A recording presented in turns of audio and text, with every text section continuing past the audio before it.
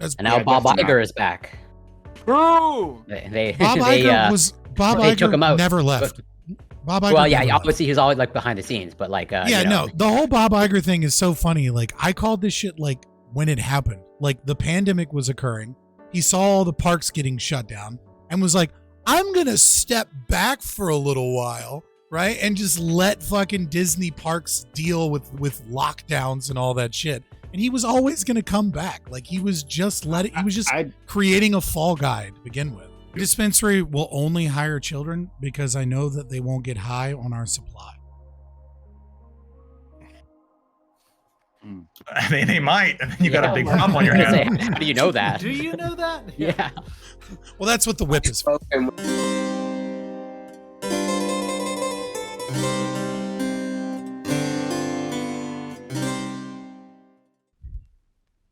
All right, I'm back. What's up? How you doing, Corey? Hello. I'm doing well. How are you? I'm doing all right. Hey, Lactoid. Hey, what's up? Not much. You excited about tonight? Absolutely. I just got fresh off a debate on stochastic terrorism. We had a lot of fun names there. It was a lot of fun. So You terrorized the panel oh, absolutely. with your stochasticism. It was Smugbug, President Sunday, and Stabby. They were arguing in favor of the concept, and then it was me, Wick, and she goes by a different name than her Discord, but it's weaponized discourse. We're on the other side. Stochastic terrorism is like, I don't know. I feel like it's a dumb thing. Oh, it's absolutely a dumb thing. I just proved that in front of an audience of how many. Jesus was trans, and so we're gonna talk about it's Vivian talking about that. Hey, Tiberius, your mic's open. It's okay. I'm not talking about anything that no one can't hear. Yeah, no, the whole stochastic terrorism thing to me is so silly. It's like trying to find a new trigger or buzzword to try and like attack people with. That's all it is. It's just like, we don't like your speech and we think your speech is in a gray area. Therefore, we're going to label you a terrorist. And we're going to create a new term for it. Was weaponized discourse a pro or anti stochastic terrorism? No, she was on my side. We were both against the term because I actually we got them to admit at the end that by calling people stochastic terrorists, that in of itself raised the risk of violence upon them, so that they were engaging in terrorism if you call people stochastic terrorists. And so that was the conclusion of the whole debate. And they all bit that bullet. Everyone was on the same page at the end. Yeah, we're all the page at the end was that everyone was a terrorist. I thought that was interesting. Well, that I agree with. Or that it's a stupid fucking term. Yeah, or it could be. Yeah, it was fun though. How you doing, Prime? Hey, buddy. Nice to see you again. Hope you're. Oh, I don't see you. You're not on the screen yet. But nice to have you around, buddy. Thank you for inviting me. Yeah. So while we're waiting, would someone distract? Anyone? Has anyone else seen Black Panther 2? Any thoughts on it? I need to actually. I saw. I liked it. I liked it a lot, actually. I thought it was better than the first A lot. one. I thought it was, Really? Oh man, we got to debate that then.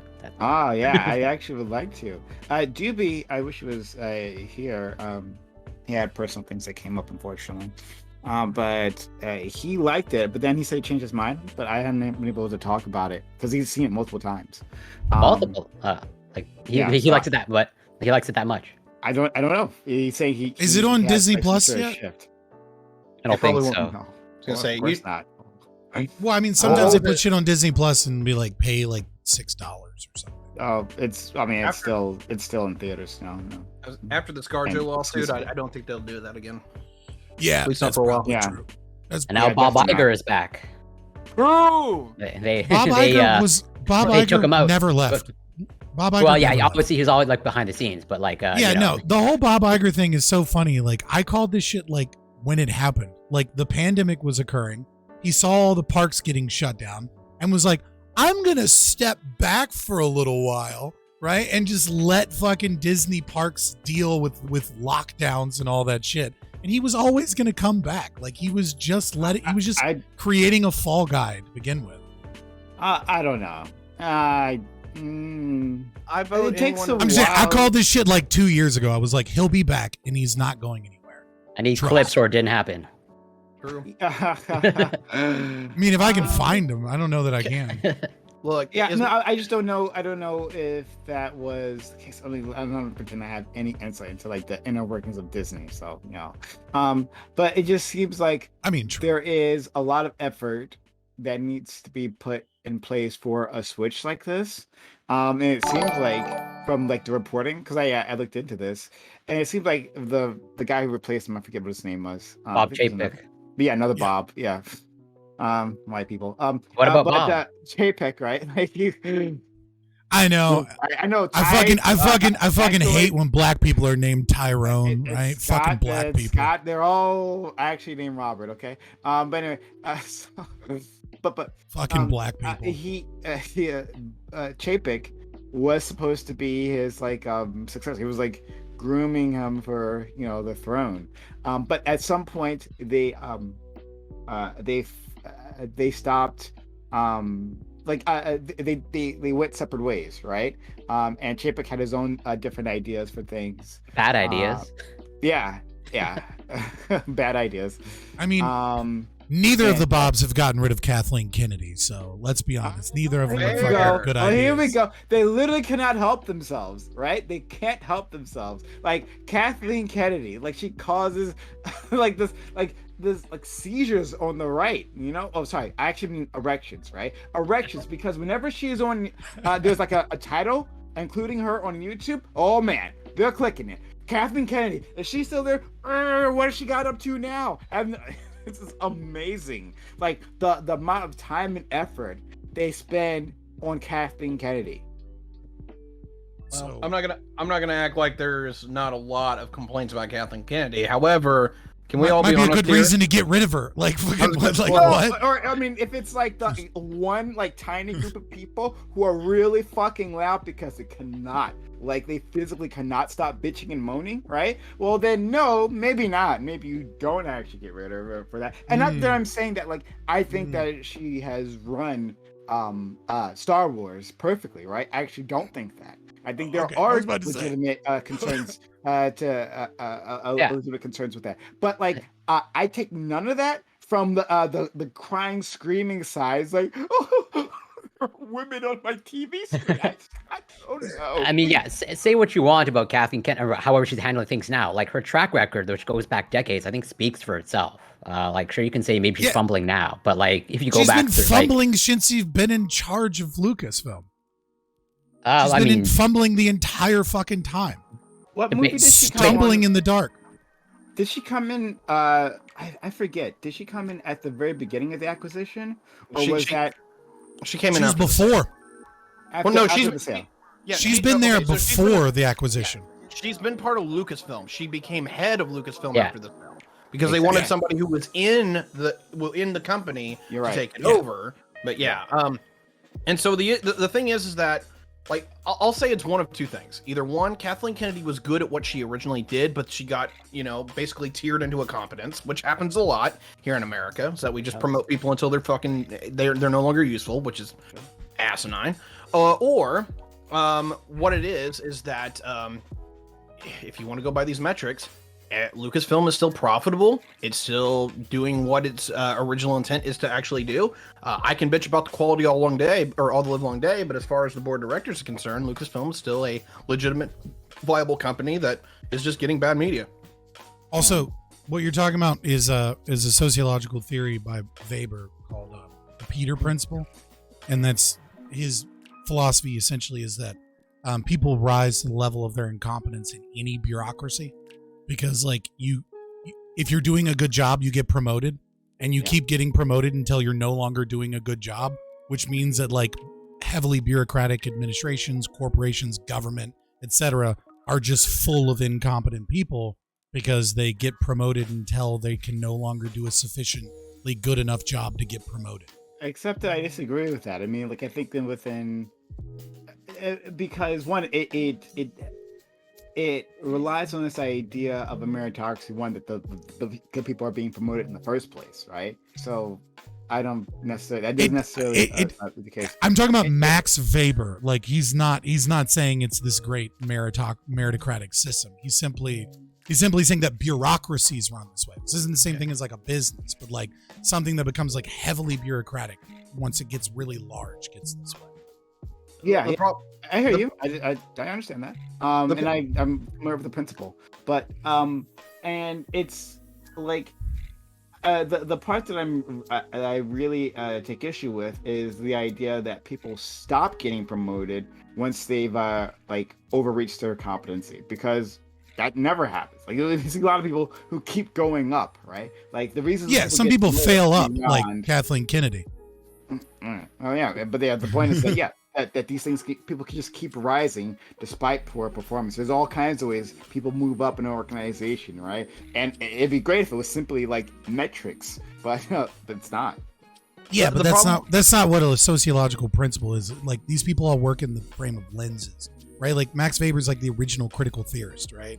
Like you don't get critical race theory without Max Weber. Like this guy isn't like trying to take like a structural functionalist perspective of starting early bureaucracies. Group. What? No, I'm just. What? Like why can't I just speak facts? Like every time I say something, you're like, oh, fucking nerd over here knows things. Like fucking get out of Twitch politics if you just want to play video games and fuck around. It's because no one cares. Like this is the point that I was gonna get. The problem with like any kind of longevity. My audience cares. Fuck you. Well, we don't care about your audience, so there you go. All right, so like the problem with any kind of system that has longevity is that there's meritocracy in almost anything, but the problem is that just because it's meritocratic doesn't mean it's the meritocracy that you want. Most things that actually go over 100 years old tend to be incredibly meritocratic towards ass kissers and people who say yes. They literally get into what we call decadence, which is blatantly where they do not understand the physical reality and what they are, and they become literally a system of inertia. Lucasfilm, I mean, obviously isn't 100 years old, but look at the country or the companies that run above them. Disney is well over 100 at this point. Correct me if I'm wrong. No, or is it 90? No, actually not. Maybe not. I don't think. I was gonna say like Mickey Mouse. It's not what anybody means when they say meritocracy, though. Well, that's the problem. Is that like when people say like, is the system meritocratic? It's probably not meritocratic to the degree that they want it to be. In regards like, hey, does this person actually make good movies, or can write a script or what have you? When reality is most often or not, it's just, hey, can you kiss the board's director's ass and say I'm making money? Yeah, but that's not a meritocracy. That's like nepotism and like networking. Like there are other things there. Like meritocracy is implies ability, talent, metrics, like the ability to kissing ass is a talent. I hate to be like that, but it is. Yeah, but now you're just using a word to describe, like you're watering down the word to the point where the word has no utility because you're making it mean something else. I get you where you're going with this one. I don't think that's the case. I think that there's a lot of different forms of merit, because somebody can be a hard worker, but somebody can be a smart worker. I think those are both different merits, but they will be responded to differently. Usually, we like to think that the smarter worker is rewarded more than the hard worker. Sometimes that's true, sometimes it's not. Okay, but that's not meritocracy. Like being a talented ass kisser doesn't fall in the vein of meritocracy. Unfortunately, I think it does, even though I despise it. No. I think what you're trying to say. What you're saying is that the USSR was a meritocracy because the people that were good at gaining power in social relations and hiding themselves. What Scott is trying to say, right, is like the ideal, the design, the thought of meritocracy is this, right? Rising through the ranks, due to like your own hard work, your innovation, your talents, being rewarded for that, right? But it seems like what you're doing, Ty, is including the criticism, right? Now, I think meritocracies tend to not exist or exist in very limited fashion. But but that's like the criticism of the thing, right? But I don't include it within the idea. Like I have a criticism of capitalism, but that doesn't necessarily mean Yeah, and this is weird. This is where I'm the damn evil, dirty centrist. Is that I take both the criticism and the actual intent, both into the calculus of this. I think there is good meritocracies. I think there's horrific meritocracies. But I get where that's calculus, not definition, though. Okay, right? A pure okay, so like a pure meritocracy is built upon ability and talent at the domain of what it is that you're intended to do in order to rise through the hierarchy, right? Like it involves zero nepotism. It involves zero you mean bias nepotism? in favor. I assume. Nepotism, sorry. Oh, stop. And right, but like no system really ever achieves a pure meritocracy, right? Like even the ancient Chinese, where they're like setting up standards for their government bureaucracy and tests, still had issues, right? But so we wouldn't really say that a system is a pure meritocracy. We might say that it's meritocratic, right? In that the majority of the system and the hierarchy is kind of like obtained through merit-based systems.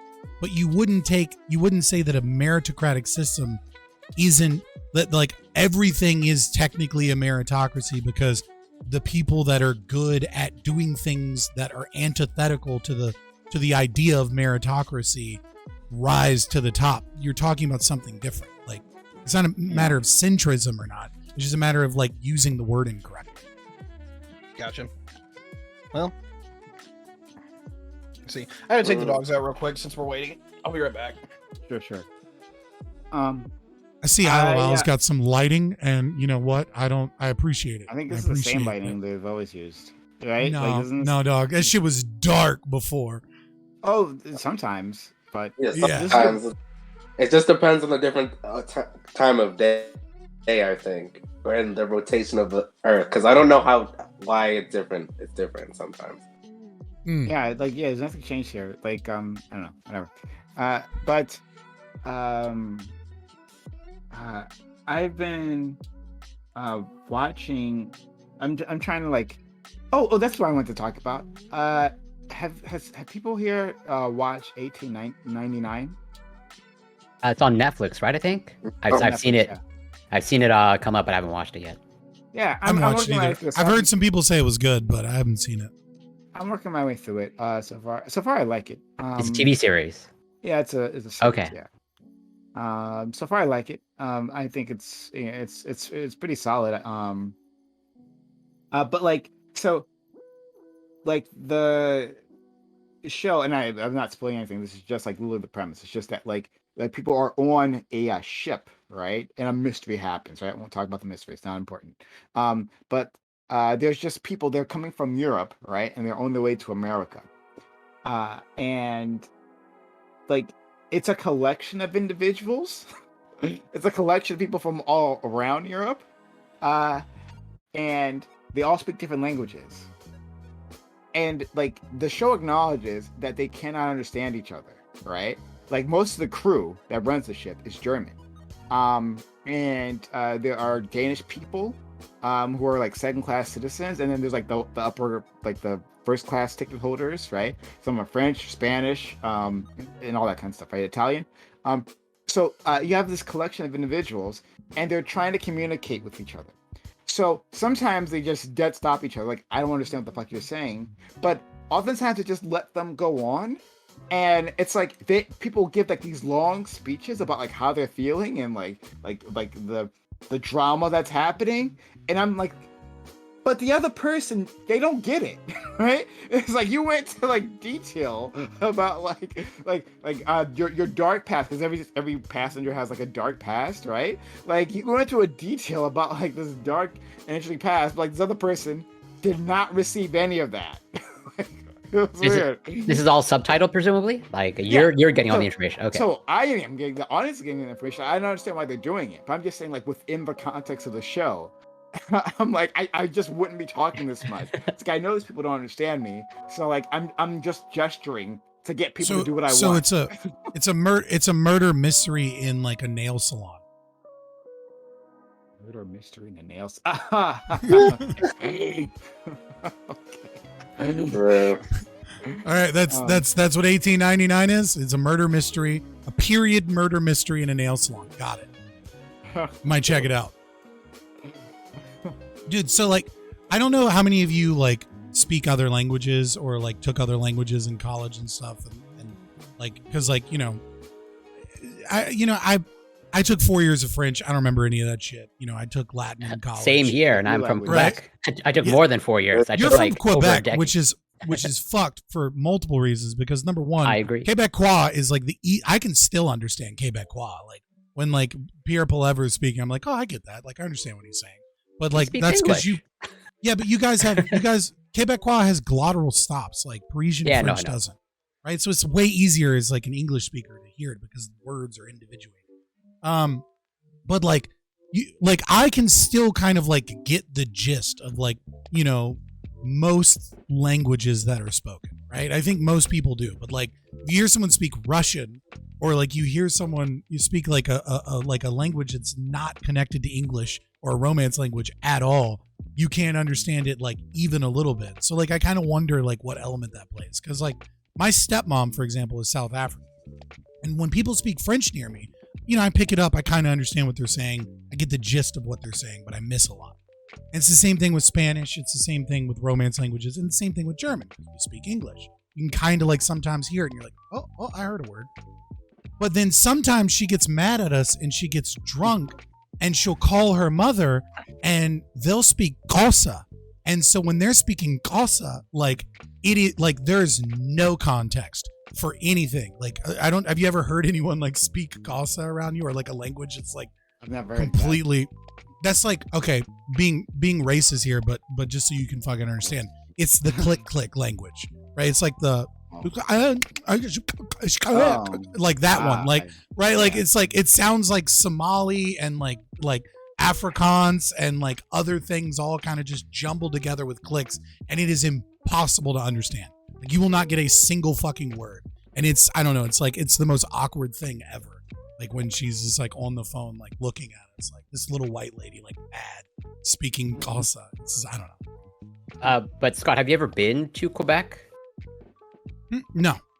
Okay, I'd be curious. Like, you say you can understand Quebec. I have no doubt. Like, whatever. But like, I think it'd be interesting if you were able to like really encounter like a hardcore French Quebecois. Yeah, see, that's the thing. like- Yeah, that's probably true. Because like if I listen to like a radio or like someone that's like speaking kind of like clearly, you know what I mean? Like, yeah, that's one thing. But if you were to go like out in the boonies in Quebec, like I'd probably be like, what the fuck is what is happening? I want to fly you out here myself just to put that to the test. Like, But to be fair, you think you speak English and understand people who speak English, but why don't I take you to Appalachia, just a few hundred miles west here in America, and you can listen to some people in the Appalachian Mountains and tell me if you understand. I don't have enough courage See for if that. you understand English, because you probably don't. Yeah, totally fair. Encountering the Scottish on my travels around the world, it's been interesting. Like I understand them better than a lot of other people from the States, but like I'm like filling in gaps. I'm like filling in gaps, especially when they get agitated. Or Australians that aren't from Sydney, and like every other word is an idiom you don't understand. Oh yeah. Oh, it's yeah. like they're talking to you, and they're like, that's why you got rice in the wheels, and you're like, what the fuck? What is like this man's face is more bloated than a Trump tree, and you're like, what? What did you just say? I've encountered, since starting Twitch, I've encountered a lot of Australians because of my time zone of when I stream. It just happens for Australians, so I've talked to a lot of Australians, and I've had to stop them multiple times. Like, okay, what the fuck is that? All right, like you should know that we don't have this one. Okay, you're gonna have to explain this. I only know like thongs or flip flops and stuff like that. Flip flops, yeah. Yeah, we got like a whole dictionary for them. But I feel like it's not too bad. I think Scottish is really tough. It could be really tough to get. But yeah, I'm not sure if I've heard much of an Appalachian. Well, that's not surprising. Not much of our media coverage like those people.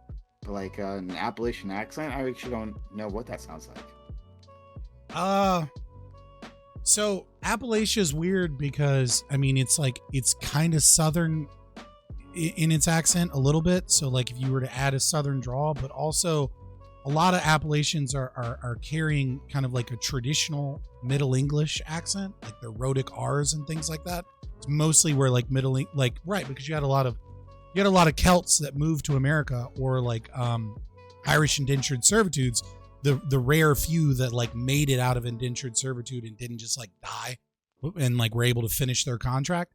And so they got pushed into the mountains. And so it's like it's Celtic and like freed black slaves and some natives and like a southern accent and also isolation with their own idioms. So it's a distinct and weird accent. I'm sure I could find it on YouTube, maybe like a clip of them talking. That might be interesting. Yeah, you could. Probably just sounds like redneck to you, though, to be honest. Like extreme redneck. Like I'm just saying, like if you've not experienced it, it probably just sounds like extreme. Who the fuck are we still waiting? We're waiting on Joe Lewis. Hurry the fuck up. Bit of a late. He said like you're on at like 8:30, so I'll give him 5 minutes, and then we'll just get started. So everyone, yeah, that's what we're doing. We're just waiting for people to come through. Thanks for sticking around. Everyone, hope you're having a great day. And we're just gonna bullshit for just a few more minutes, and then we're just gonna jump into it. Have you guys been watching any good anime lately? Because I have. Sorry, All right. what did you say? What now? You broke up. And anime. Have you been watching any good anime lately? I haven't seen anything new, but Prime trolled the shit out of me 2 weeks ago talking about Gundam on stream, and it made me so mad. I wanted. Well, so I Gundam is Gundam.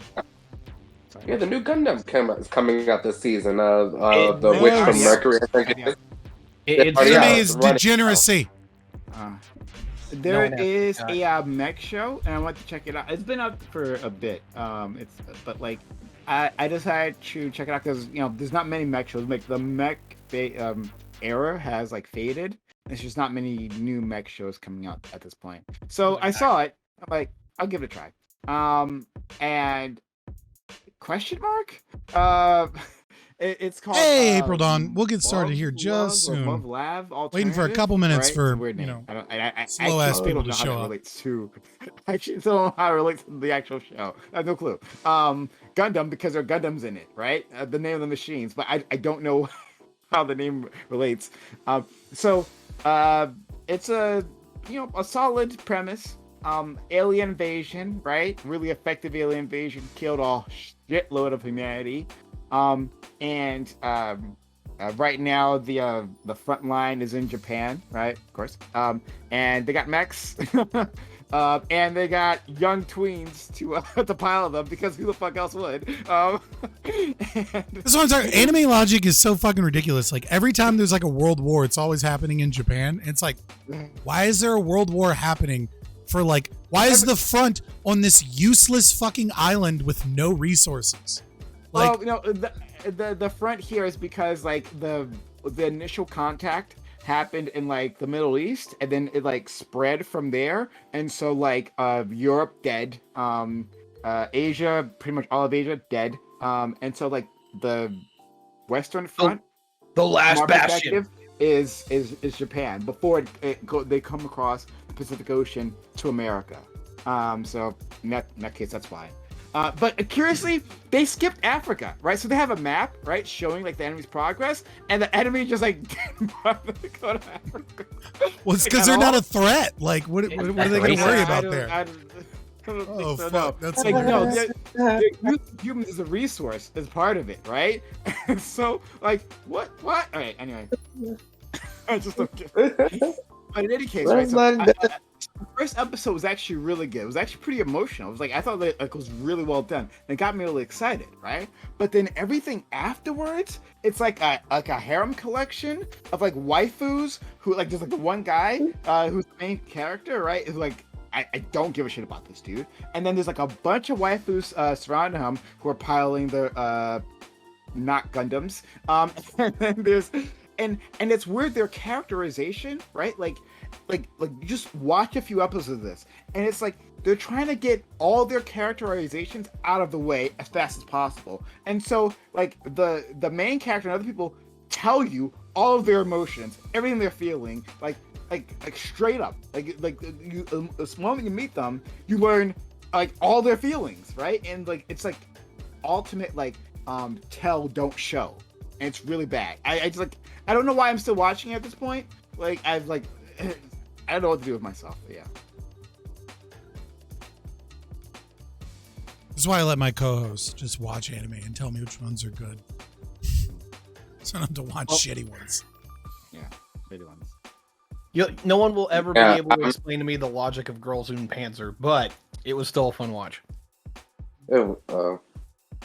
I've been haunting Lee the Watakai's chat and trolling them by making them watch a anime, like a 5-minute episode each, anime about anthropomorphized rice. And you know, it just never ends, and it never stops being funny because it's just I just keep telling them they keep going. Yeah, thanks. Okay. So we're gonna get started now. Hopefully, Joe will be here at some point in time. We hope to have him. So, thanks all for being here.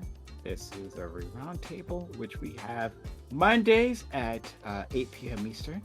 We have a fantastic group of individuals with us today. I'm going to introduce them. We'll get started, and you'll all love it, okay? We'll start with our friend Lactoid. Lactoid, thanks for being back here. Nice to see you once again. How you doing, friend? I'm doing good. How are you doing, Prime? I'm all right. Good. No, thank you for having me. Really great panel. I know all of you, so it's going to be a good conversation. No wild cards, hopefully. We'll see. The last topic's kind of fun. Yeah, if you want to find me, you can find me in. I got some interesting thoughts about that one. But if you're interested, you can find me at Anti-Communism United in Discord and Twitch, or Anti-Com United on Twitter, since Elon took it over and is very effectively running it now, despite all of you. I'm on there a lot more, so it's a lot of fun. Lost 75% of his workforce. Oh, he's doing a great job. Stay work, right? You saw those in t-shirts? Okay. Thank you for that. Scott is back with us. Scott, thank you for stopping by yourself. How are you?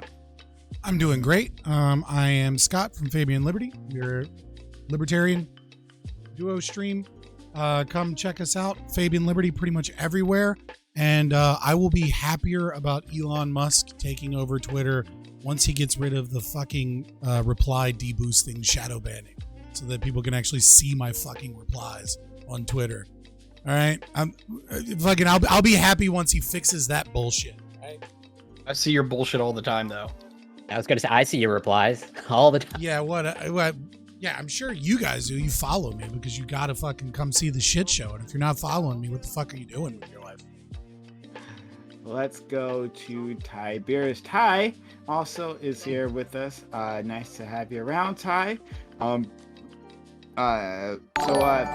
You obviously stealing Corey's lighting option. Hey, thanks for the follow. Always had this. Don't lie. I'll be one bisexual here.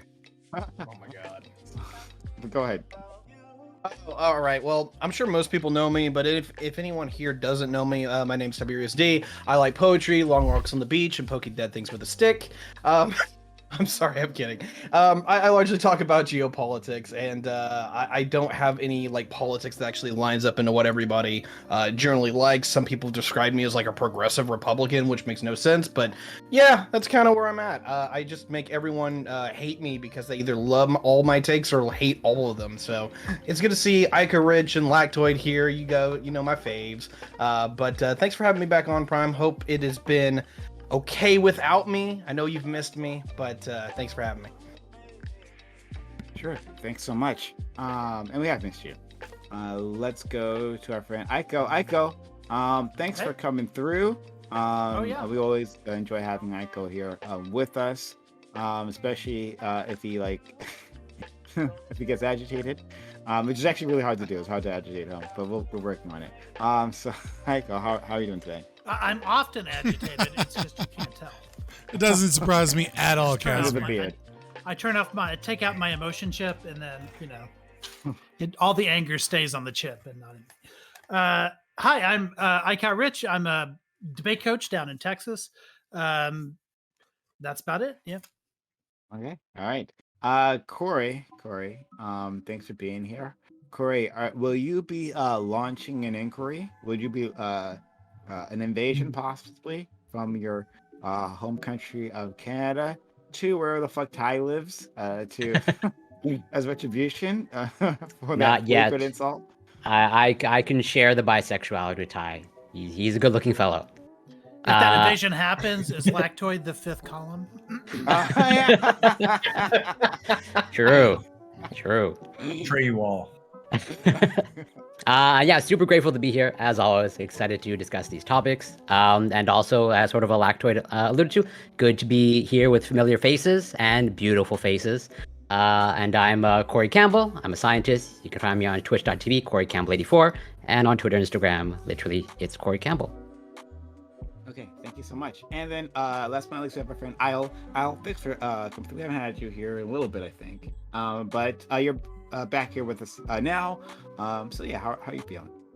I'm feeling very fine. I'm really happy that I was on this panel because of the second topic about religious matter. I think it's very cool. I've been playing some D&D lately, and I've been rocking that. So I know how to bring the fight, and I'm ready. Thank you. Okay, let's jump into it. Topic 1. After the Supreme Court unanimously ruled against them in 2021, the NCAA has finally allowed student athletes to profit off of their talents. They may now enter into so-called name, image, likeness contracts. This pertains to college athletes mostly, but in some jurisdictions, high school athletes are included. However, as it stands, there is very little regulation in place. There are contracts being made with children that include extremely shady provisions. Should high schoolers be allowed to enter into these contracts?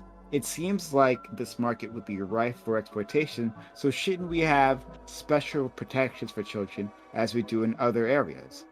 Would regulation solve this? Or should we allow them all the ability to try to maximize their profits? Okay, yeah. So I actually hadn't heard of the NCAA reversal quiz. I don't know how I missed that case, right? But yeah, they lost. Fantastic. Fuck you, NCAA, for which they had in place, and people can make money off of do promotional deals, basically, right? But now we're seeing these things with high schoolers, and like the constructs we were describing in the article are just like absolutely freaking wild, absolutely wild. And it seems like, well, we should just have a level of consumer protection, at least I feel. So I wanted to see what you all have to say. Let's start with our friend Lactoid. Yeah, so as it regards adult college students, I think it's perfectly fine that the athletes are allowed to profit in a more direct way.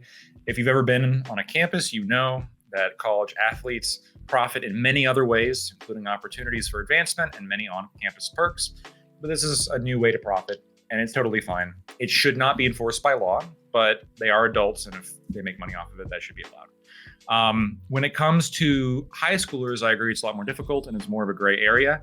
I think that there likely should be restrictions on what sports that high schoolers should play, and minors should not be exposed to dangerous conditions. But as long as what they're doing is reasonably safe, there's nothing wrong with the high schooler making some money off of it, right?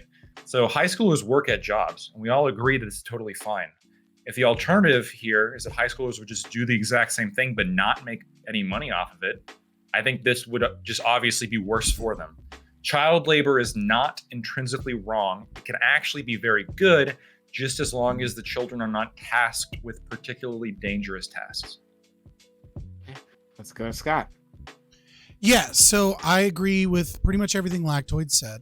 I'm actually really happy that he's here tonight because this question kind of sneaks in a premise of a lack of understanding of contract law. Because every single case that I saw, I feel like a good defense attorney could void those contracts and potentially get damages, either with an unconscionable defense or an undue influence defense. Like when we're looking at the last case where the individual was separated from their parents, brought out to California, sleeping on the guy's couch, and being basically defrauded about the promises that were given, I think that is a very open and shut undue influence case. And common law and contract law already covers these things.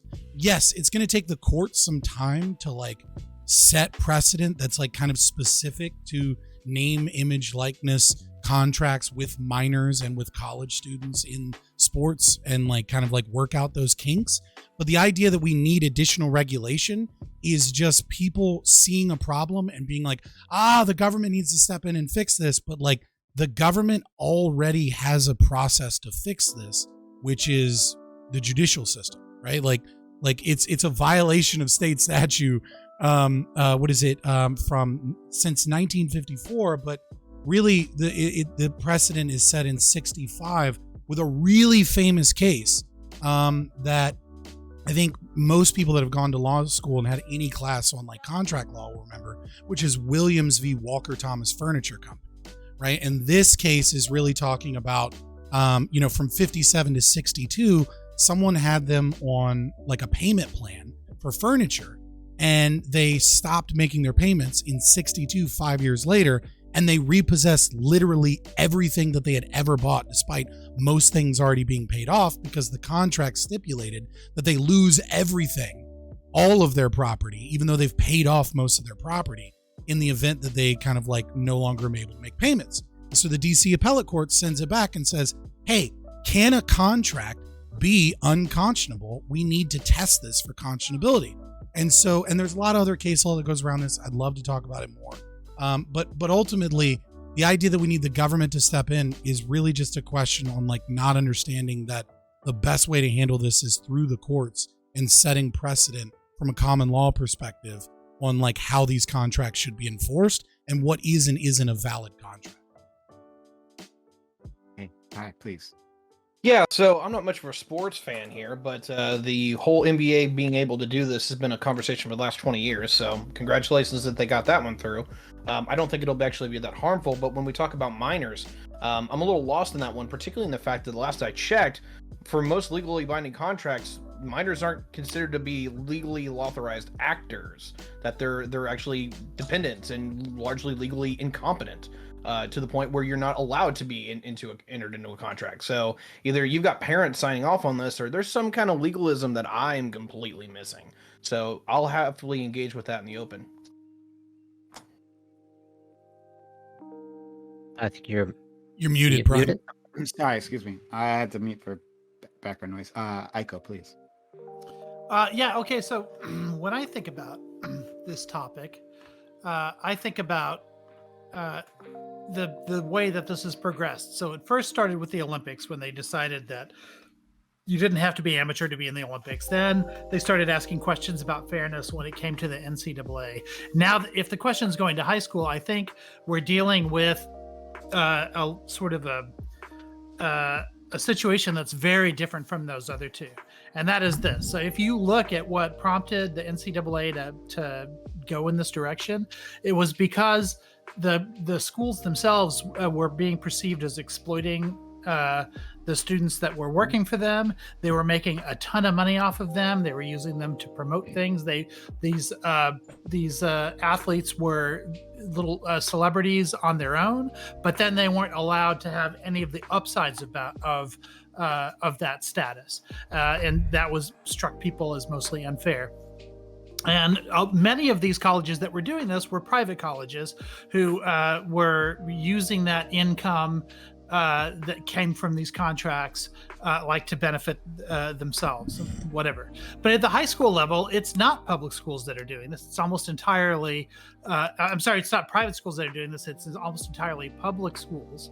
And so you don't have that sort of same dynamic of a private college sort of taking advantage of you or exploiting you in that way or using you as a celebrity. So I think that that's one thing that makes it fundamentally different.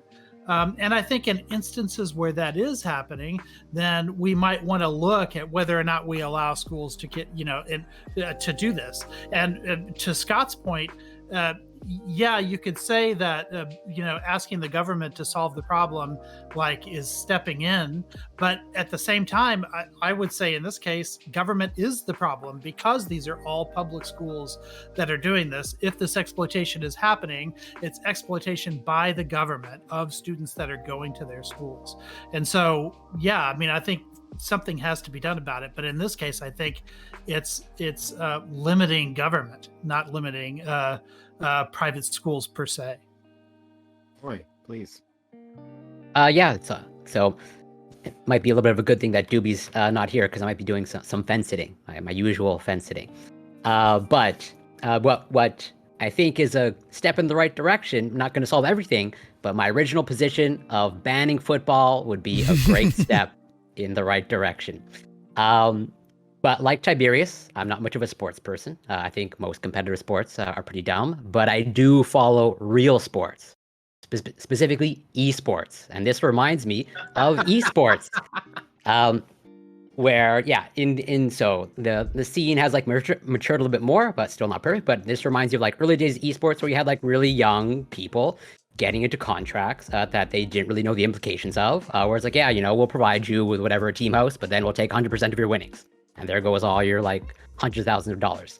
And so I'm not sure exactly what this answer the question of should high schoolers be allowed to enter these contracts. My intuition says probably not, given the fact that they probably can't understand the implications. But I'm open to learning and being wrong. But yeah, I'm all in favor generally of consumer protection and whatever sort of minimizes people being exploited, either through less regulation or more. That's the direction that I want to go in. But I guess I'll be mostly learning, trying to understand during the open. Corey being a watcher again. I'm a voyeur. You can put that label on me. Oh, please. I believe that children are too young to consent to many a thing, and they're too young to consent to legal contracts. They're too young to consent to sex and things of that nature. So I think that the only way they should be able to have these contracts their parents are signing the contracts. Image licensing out of high school should be through their legal guardian, maybe their parents. But for people who are 18 and older, in college, I think they should be able to just go free and do what they need to do. Maybe they should ask a lawyer to sign, to look over whatever they're going to sign to make sure that they're not going to get screwed over. Try their best to find some legal help. This person's audio is too bad. Make the best of it. I don't like them being on these panels. It's not because I don't like them, that's what I'm because thinking audio on my and first internet thoughts. sucks. Hearing the story, so I'm Does that make me an down elitist to, now? Get into the open and start. Now that my hashing audio these isn't details. extremely trash. Did you read the article? I read it earlier, but I forgot it because I was busy doing so much throughout the day. Okay. All right. Well, let's jump into it.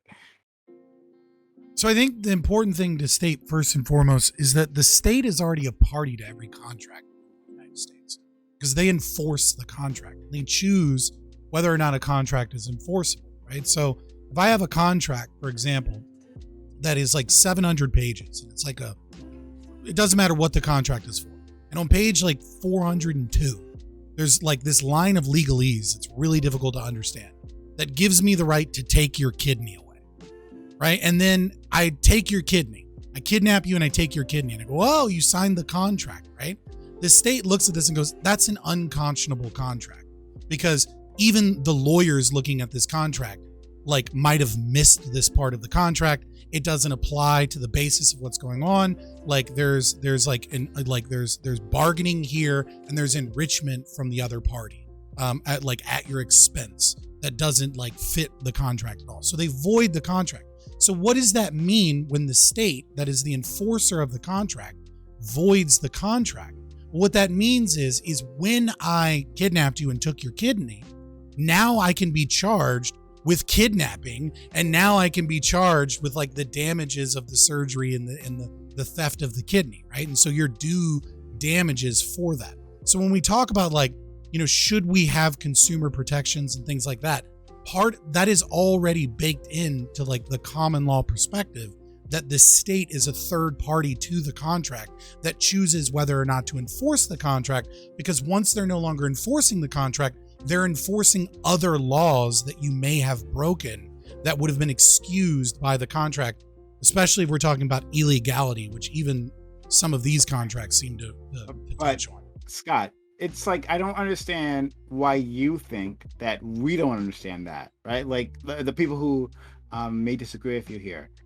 Because of course we do. Yeah, we understand how this works in contract law, that you can have get these okay, whatever. It's not my assumption that you like understand the common defenses of contract law. Maybe you do. Nice. Okay, that's cute. Any which way, yeah, we get that. If all of you understand it, awesome. Then this is just for the audience's sake, right? I'm not going to assume the entire audience understands undue influence, duress, illegality, and unconscionability. But then that's it. But then that takes me to my point, is that other people don't understand. Not everyone understands their rights, especially when we're talking about children, especially when we're talking about people in desperate situations. And which is what makes it an unconscionable contract. I get that. Oh, thank you, Scott. I get that part. I'm saying is that people don't know how to necessarily exercise their rights, right? One, have the wherewithal to know to exercise their rights, and then two, have the resources to do that. So if you have people who are of low resource, and like can't afford, right, an extremely expensive lawyer like Lactoid, right, only for the elite, and you have and people who don't like understand, like oh, I'm being taken advantage of. It's like I thought this was a fair contract. He seemed like a fair individual, right? He's like, when my interactions with him seem the person they're dealing with or seem pleasant. I guess this must be the way things are, right? That's why you don't want people to get into these contracts to begin with, because people are inevitably going to fall through the cracks if we simply rely on the courts. Yeah, so to your point, Prime, that's why I sort of brought up the situation of esports, because like if you follow, or I don't really follow it anymore, but if you followed it, 5-10 years ago, like that was like more of the occurrence of like you had very young people that were desperate to get into the scene and become a professional, esport athletes, and they were just like signing things that like well, this is a contract, and it's just under the assumption that like it's a contract, so it's anything that you sign, like it has to like be enforced. And it's like pretty much I think you are spot on in terms of like this type of demographic aren't familiar with contract law, and like I don't know that Scott's assumption holds true.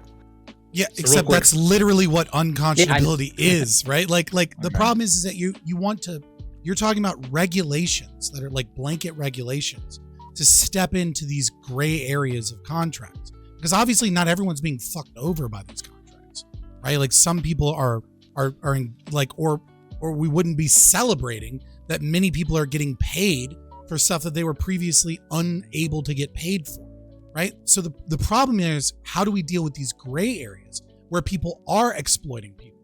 And so like you can't put vagaries like exploitation into law as a terms of like regulation, except for what already exists, which is unconscionability. That's a part of U.S. law, right? Like that's Uniform Contract Code, right, from 1954. That's State Statute 2-302, right? Like that's already law. It's just like what is your prescription then, other than to use the courts in these specific examples and to make and get rid of the financial incentive to exploit these people? Well, so I'm a dumb Canadian. I'll admit that. So and so I'm less familiar. Yeah, that's why with, I cited it so you could Google it, right? Like it wasn't me like trying to flex. Like I just Googled it. No, I know. Memorized. But if you want to repeat it, or like if you're able to like maybe like summarize into like because to me at least intuitively, unconscionable doesn't scream anything obvious to me.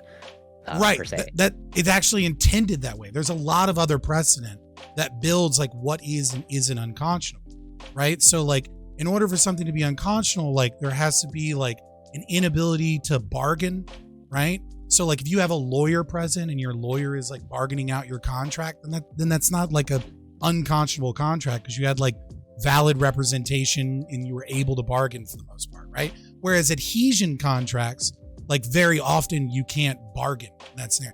Lactoid, please fucking step in. You're the goddamn lawyer here, and I'm explaining contracts. He was trying to talk, but then you like jumped over him. I was actually going to ask Lactoid. I'll be quick. So yeah, to Lactoid, like, so do you agree with like sort of Scott's? I think they said earlier, like, yeah, well, any sort of like decent lawyer can like get these contracts essentially like null and void. Would you agree with that sort of assessment?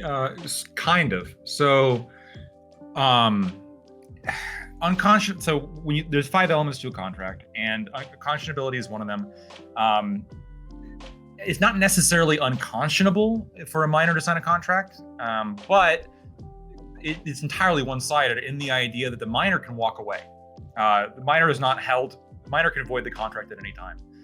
The other party might not be able to if they're an adult or like a corporation run by adults, but the minor can. So yeah, if you're a minor, and this is something that I think would be important for people to learn, right? I mean, like, so one classic example would be, you sign a contract for like, some kind of, internet subscription, I guess, for like OnlyFans, or you shouldn't be on OnlyFans if you're under the age of 18 anyway, but like sign some kind of fucking contract for like 2 years.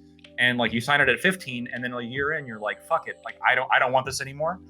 You're quote unquote locked in for 2 years. You just send a letter to the company saying, I'm a minor. The contract's off. We're done. And legally, courts will not enforce that contract with the minor. So the minor can get out of any contract they want, as long as you're a minor. Now, here's why I said kind of, because here's the fun part. As long as you're a minor, you can get out of any contract. But if you become an adult, you cannot necessarily get out of contracts that you signed when you were a minor, because the idea is, well, at the day you turned 18, you essentially signed it again, right? You essentially have taken on this new role, right? This is the idea of like student loans, right? You apply and you get the student loans beforehand. It's the government, so I don't even know if this is the case or not. But if it was like a bank or any other like private entity, you could cancel that contract up until the day you turn 18. But once you turn 18, I mean, now you could be in trouble, right? Now you could be on the hook for the next several years, or the total amount of money. Does that make sense? To be fair, thank you for that. I was talking about the limit cases that were presented in the article. I was like, you could win these. There's a reason they didn't go to court, right? Because like undue influence was obvious with that last case. Right. Sure. Yeah. And you're right in that, like, so unconscionability, to put it straightforward, what it's it is harder to is, prove. Well, kind of. It really is just a judge who looks at it and says, this is really fucking unfair. And that's like the test. Right? If you can get a judge that like look at that and be like, this is ridiculous. What kind of contract is this? Right? If that happens, now you got a good argument for unconscionability, right? That's what you have to try to do.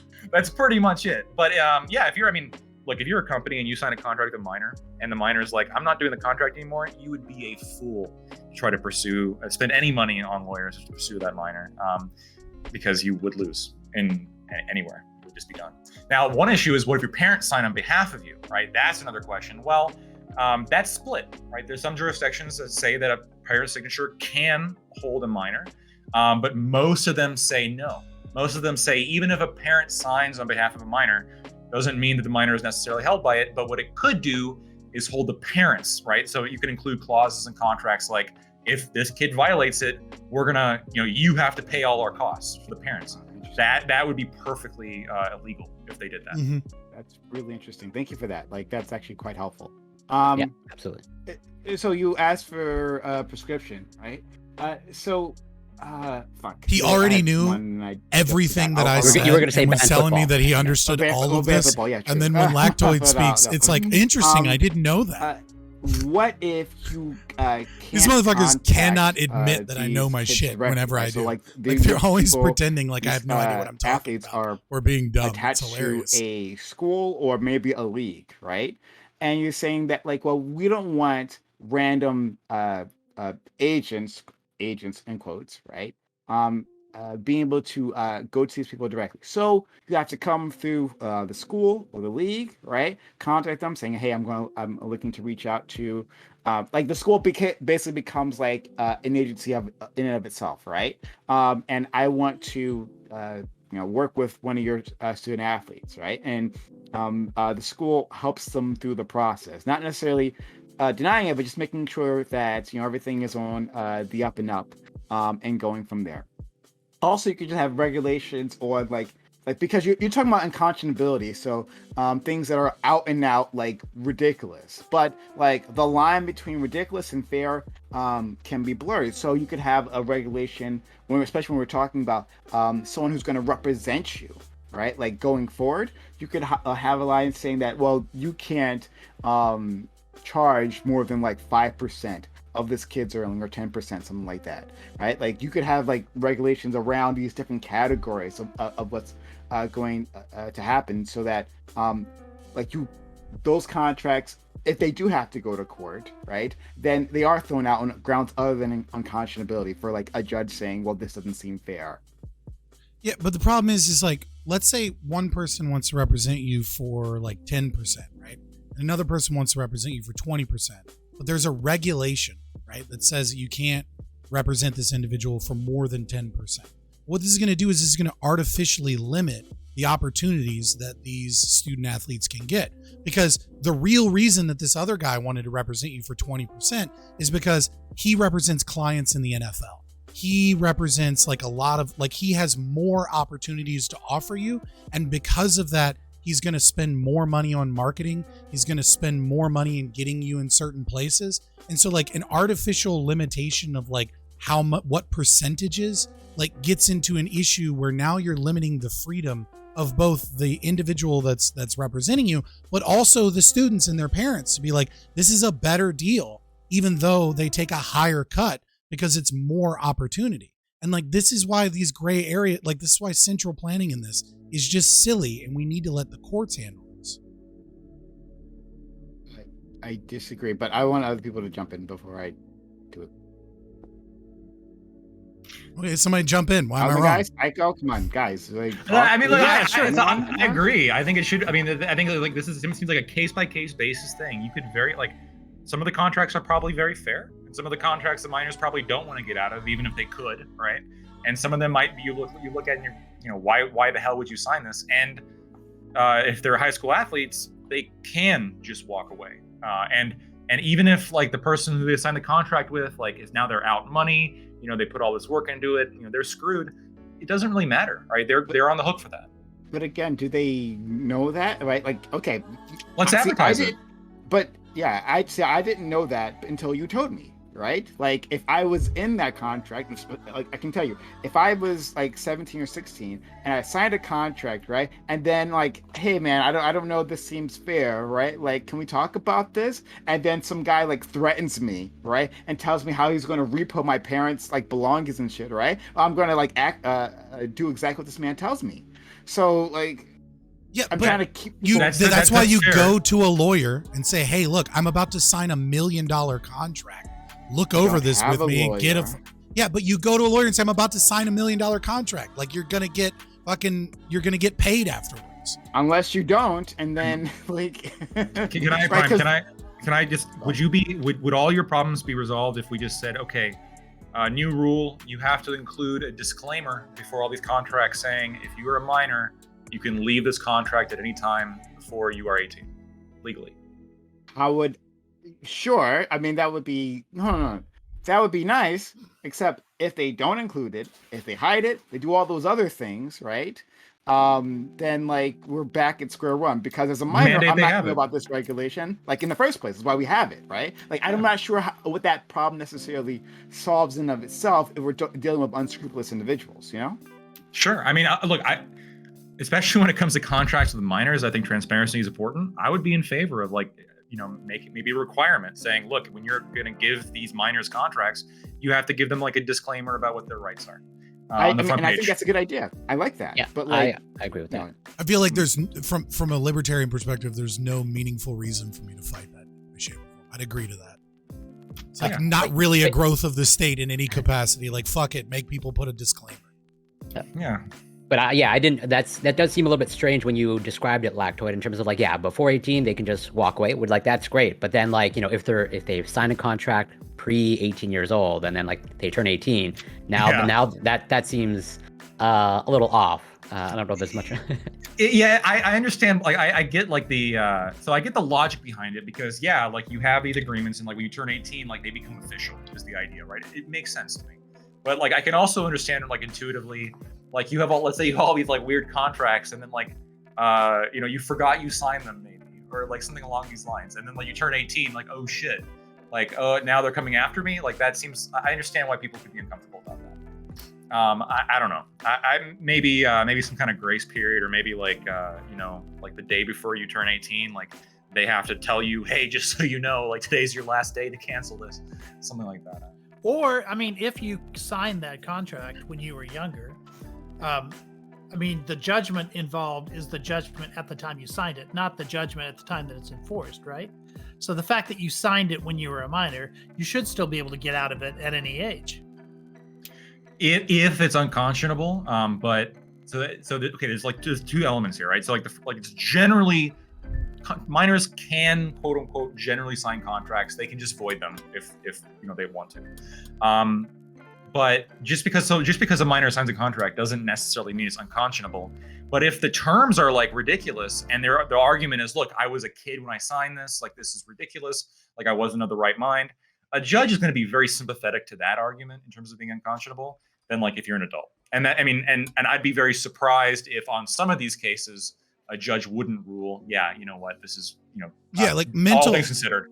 Mental capacity plays like a big role in both undue influence and unconscionable contracts, right? Like the ability of the individual signing the contract to understand the contract at the time that they signed it is usually like I wouldn't say it's necessarily a principal element. It can be in undue influence cases. It's not always a principal element in unconscionable, but like it usually is. Like most of the time when you see like an unconscionable like case that like goes to like an appellate or like state Supreme Court or something like that, it's usually like an immigrant that like didn't quite understand the language or like someone with like deficient mental capacity or like a minor. It's usually like some kind of thing like that says that like at the time my knowledge or my ability to be able to understand this contract was impaired in some way.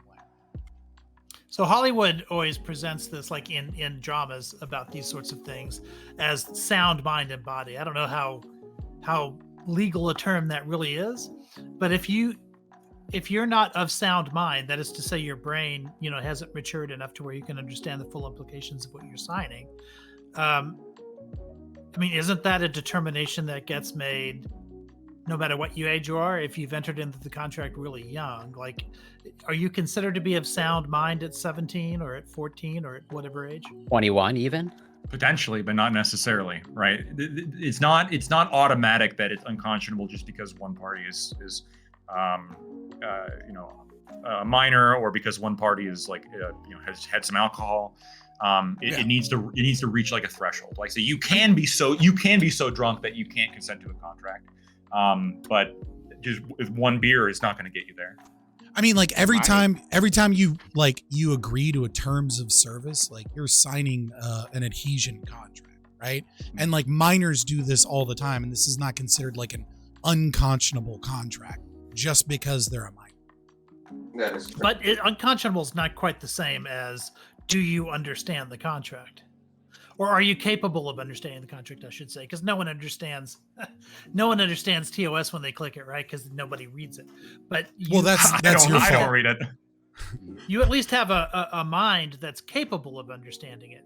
But if you're 15 years old and you sign a contract, it's important to recognize that part of the reason that we are blasé about signing these contracts is these very protections in common law that exist to begin with, right? So like if none of these common law defenses like undue influence or duress or illegality or unconscionability, if none of these existed, we'd all be really fucking careful about contracts, right? But the fact is that because the state is a party to our contract, when we see an adhesion contract like a terms of service, we assume that the contract is on the up and up or fairly reasonable. And we know, at least in the back of our mind, that if this contract is ridiculous, that like we're likely not going to have to agree to that. We're like that it's going to be voided, right? And so like even if you had like a free market system, you wouldn't sign a fucking contract unless you had like some form of insurance agency or something that like protected you from like bad contracts. Otherwise, you'd read every fucking line, and if it was complicated, you'd have a lawyer look over it. Yeah. So what about You situations? should still have a lawyer look over contracts. I just want to make that clear. So I'm gonna contact Okay, you maybe every not time your I- terms of I- service, you what? fucking Yeah. Maybe not Typically trying to terms get of paid. service, but like major life events, selling a house, marriage, prenups. You know, now that that's we're what you- required, right? We're like accept, like when you go to a new website, like click OK to accept the cookies. I'm gonna send you that every time. Like, it's okay. I'll review the cookies. I'll make sure that they're good. Yeah, Yeah. the billable hours for Lactoid goes through the Yeah, roof right? as every Twitch streamer is DMing him TOS. As much as I like Lactoid and Pisco, I'm about over lawyers. Like, you guys make the world overly complicated. Fuck you. True. Yeah. Well, I mean, they write all of this shit, and if the more complicated they Right. write it, so that only they understand it, the more their fucking billable hours go up as a whole. Like, it's in their best interest to write the shit complicated as fuck. It's things that I wrote, only I can read it. So make sure you Well, hire me to read it for you. I'm very honest about this. The Bar Association is something of a cartel, and there is a strong argument against it being Okay. a thing. I don't think it should exist, even though it helps me. I'm not Yeah. nearly against. Actually, I want to talk about that, but go ahead. I'm not nearly as against the Bar Association as it is how many people that are actually legislators have a law background. Is it what, 1/3 of anyone? It might be more than that, actually. Yeah. I think it's more than that. Most of them are constitutional law. Which makes sense, by the way, because if you're drafting laws, you should probably know how to read them. Right, but on the other side of that is that if you're going to have anyone who's going to rig up a system, it's going to be a fellow lawyer. Right? Like that Fair. goes both ways. So what if we required, in order for something to be enforceable, one of the elements that we used to evaluate it would be how easily graspable it is by the general public. Would that would dramatically change the way law would be done, right? It's already sort of done, like with unconscionability, is sort of done that way, because like if Yeah. you give somebody like an intentionally obfuscacious contract, so and certain contracts are highly regulated. Like one example is like insurance contracts, for example. So if you can write an insurance contract to make it look like people have certain coverage when they don't, that's a huge no-no, right? If the contract just looks like you have certain coverage, like they will bring down the hammer on you and make that company pay. If it, to a common person, it looks like there's coverage. It's so regulated that like underwriting is usually is a huge profession in insurance, right? Like individuals that write these contracts, like that's their whole fucking job. Because if they fuck up, they can cost a company millions. Not just from being sued and like losing coverage and issues like that, but also government fines. Yeah. But yeah, like usually like another great example, and there's a lot of cases about this, is payday loans, right? Like when payday loans first kind of hit the market, they weren't that regulated, and they got hit with a lot of unconscionable cases. And I can't remember the name of the case right now, but there was a big case. I want to say it went to I want to say it was Utah appellate courts. But basically like it was an individual that like didn't speak English very well. And when the lawyers looked at it, like even the lawyers were confused by the contract and like didn't realize that like the interest, that it seemed like the interest was a monthly interest, but it was actually a daily interest. And they did everything to make it seem like it was a monthly interest, while technically it was full of like quadruple negatives and like all of these things, so that like you didn't understand that you were getting like a 2% interest rate per day. And this person like went into massive debt over like a $500 loan. And they were like, yeah, this is an unconscionable contract because it's difficult to read. Like it presents itself in such a way that technically it's not fraud, but it basically is fraud because it's hiding to you and trying to lie to you and obfuscate what it is that you're actually signing. I will not take your child. It's really fun. Terrible. The crazy time, to be sure. So I have a new question, which is this. Okay, so that's with regards to if you sign a contract and you want to get out of the contract. Okay, if you were a kid when you signed the contract, you can get out of it. Fair enough. But what about? So when I think about this topic, I think about anybody see Friday Night Lights, classic TV show. It's a show about football. a Texas town, something I'm very familiar with because I live in Texas town myself and grew up in football culture and all of that. And this is a town where they would win. This is a football team that would win state championship like every year, or be very competitive for it. One of the best, football schools, in the country, let alone the state. And it's based on a real life football team as well. And there's a character in that show. His name is Buddy Garrity. He was the guy who owned the local car dealership. And he wanted to use the athletes in his local car commercials to help sell cars. And I can imagine a scenario in which a student sort of enjoys the celebrities, endorses a lot of products, and isn't necessarily being forced into a contract, but as a result of focusing so much on that, as well as all of the duties playing high school and everything else like this, is sort of seduced by these outside forces into neglecting his or her grades, academics, school and things basically. like academics. And so what do we do about that? Because we know that, again, age is a factor here. You're not necessarily making the best judgments at 15, 16, 17. So if somebody's life sort of goes downhill, let's say because a lot of colleges that do have good football teams still won't take you if you don't have a certain level of academic performance. So if their career gets hurt, let's say they don't get into the school that they wanted to because their academics were hurt, even though they could have a great football career in college, as because of their level of skill. What recourse would there be to that if somebody has misled a student in that direction? Yeah, so you're talking about. Go ahead, Corey, please. No, I was going to briefly, I think there's a larger conversation to be had, pretty much what you touched upon, Aikau, in terms of, it seems like this scenario has been, largely brought on due to, that Supreme Court ruling that basically sort of got rid of the exploitation of college athletes, and now it's sort of, bleeding down, now high school athletes can be paid, but, I don't know if, is this basically to Aikau? Is this a direction we want to go in terms of now it's all just about money making and is college really about academics? And when there's it's mostly about sports, and now it's high school might be turning into that as well.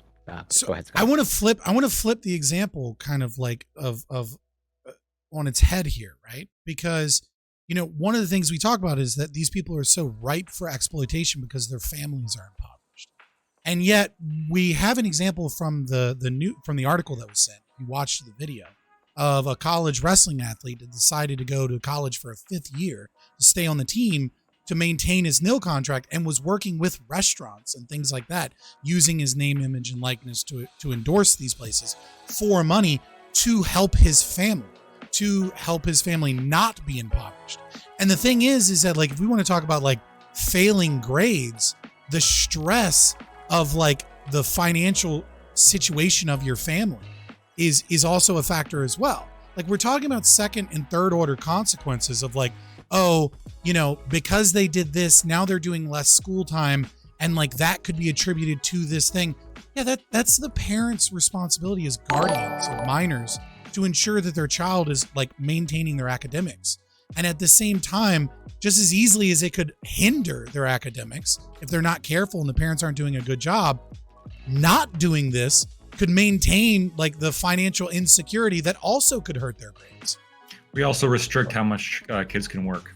That's Yeah, true too. but Yeah. Like with but minors, yeah. who's the guardian if this high school student is now financially supporting like their entire family? I don't know that the guardian label like parents. really applies. Oh wow. Yeah, I've dealt with that in other contexts. Like I've worked in a school that was very low SES, socioeconomic status was low, and it was also 70% Hispanic. And the reason that was important was because, especially the girls in the school, their families, if they come from traditional families, often would discourage their daughters from going to college and would want them to contribute to the family economically instead. And they saw college sort of as a distraction for that. So yeah, I mean, even outside of sports, that's something that teachers have to deal with on a pretty regular. I mean, and that might be good for them. Like, you know what I mean? Like, it's not really our place to say that we have to funnel children into college either.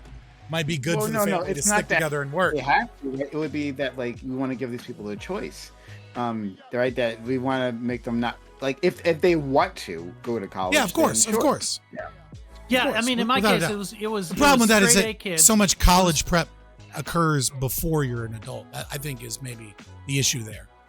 Yeah, in many cases, these were straight A students who had full rides to good colleges, who then had to like convince their parents that they should be able to go, and they wanted to go, but their parents didn't want them to go. And often I would get roped into those conversations, and then I mean, to their credit, like more often than not, the parents came around. But I'm just saying that they had to be persuaded. Like, it is a problem. Just when you're talking about guardianship, and these are the people that are making the decisions. In that case, often they're making relatively short-term decisions, and it makes sense that they're making those decisions in the short term because these are people who are living paycheck to paycheck, who don't really have the luxury of looking 10 years in advance to see where this might take them. It also causes them. In Austrian economics, that's called high time preference. Yeah. I mean, that makes sense. And so I absolutely, understand the perspective that they're coming from. I'm just saying that the problem that you're identifying here with this scenario is a problem that also exists in other contexts. It reminds me of Hollywood, right? From the other side of it, like looking at contracts where like it empowers the child, right? And it's like, well, who is the guardian at that point in time? Where like the child becomes the breadwinner for the family, and like it, man, that fucks up family dynamics a lot. So I mean, look, I wouldn't, like, to be clear, like I wouldn't deny anyone the opportunity to do so. Like if it's better that these people get out of poverty somehow than stay in poverty, right? It's a lot to take in. And I think people definitely need to be informed of these things. So like I think in terms of the original conversation, I don't think I would be asking for a whole lot of regulation, because I do want people to have as many opportunities as possible, right? I don't want to lock them out of it. I am just concerned that we have a lot of unscrupulous individuals who will take advantage of these kids. I mean, this happens to adults as well, right? We get that, right? But especially for kids, like I think they're going to see like this is a huge opportunity, and we got to have some sort of protection, some sort of buffer. Not necessarily that my idea might be the best idea, but just something to give these kids a better fighting chance here. I mean, I would say maybe it's a good idea for colleges and universities that are not technically tied to these nil contracts, right? Because legally they can't be offering nil contracts to people to go specifically to their school, because like there's a whole host of other issues there. But I mean, they kind of are, right? And that's kind of, one of the good things about this is that it gets all of these shady deals out in the open, because this shit's has already been going on, right? Like this has already been occurring. It's just now it's legal, so we can actually regulate it via judicial systems and contracts and stuff. Whereas before it was all shady people to begin with. This business was already shady. But I think it would be a good idea for schools to offer some of their resources towards investigating these things. I think that would be a giant selling point to parents that have, you know, star athlete students that have multiple offers from different universities that like, hey, you know, these different universities I want my kid to go to are all competing and they all have good contracts, but University of Texas, you know, they have a good track record of investigating these contracts to make sure that they're like not unscrupulous or shady or something like that. And I think that is a way that a market should probably step in here. I don't know how effective it would be, but I do think it would likely net them more star athletes if they're more protective of their athletes. So then you agree with what I was trying to, that was basically my idea previously, right? Then do you agree with that? That like the school acts as maybe sort of an agency or like maybe the school district because they have more funds to do. I wouldn't mandate it, but I would strongly suggest that schools do this because I think it's a great opportunity for those schools to ensure that they get the cream of the crop. Because parents are gonna want their kids to go to that university because they'll have a track record of not fucking over their star athletes. That's really important when you talk about client outreach. You know, if people think they're being screwed, they're not going to want to join up because word of mouth it's really killer for these types of things, especially money talks, but people talk too. So you got to make sure that everything appears to be on the up and up. Yeah, and if they get better athletes because they have a better track record of taking care of their athletes, well, then they'll win more games, they'll have more marketing budget, they'll make more money, right? So it's in their financial interest to take care of their athletes and to create a small investigative board that looks into these things. I mean, universities live and die by their athletes financially in many ways, right?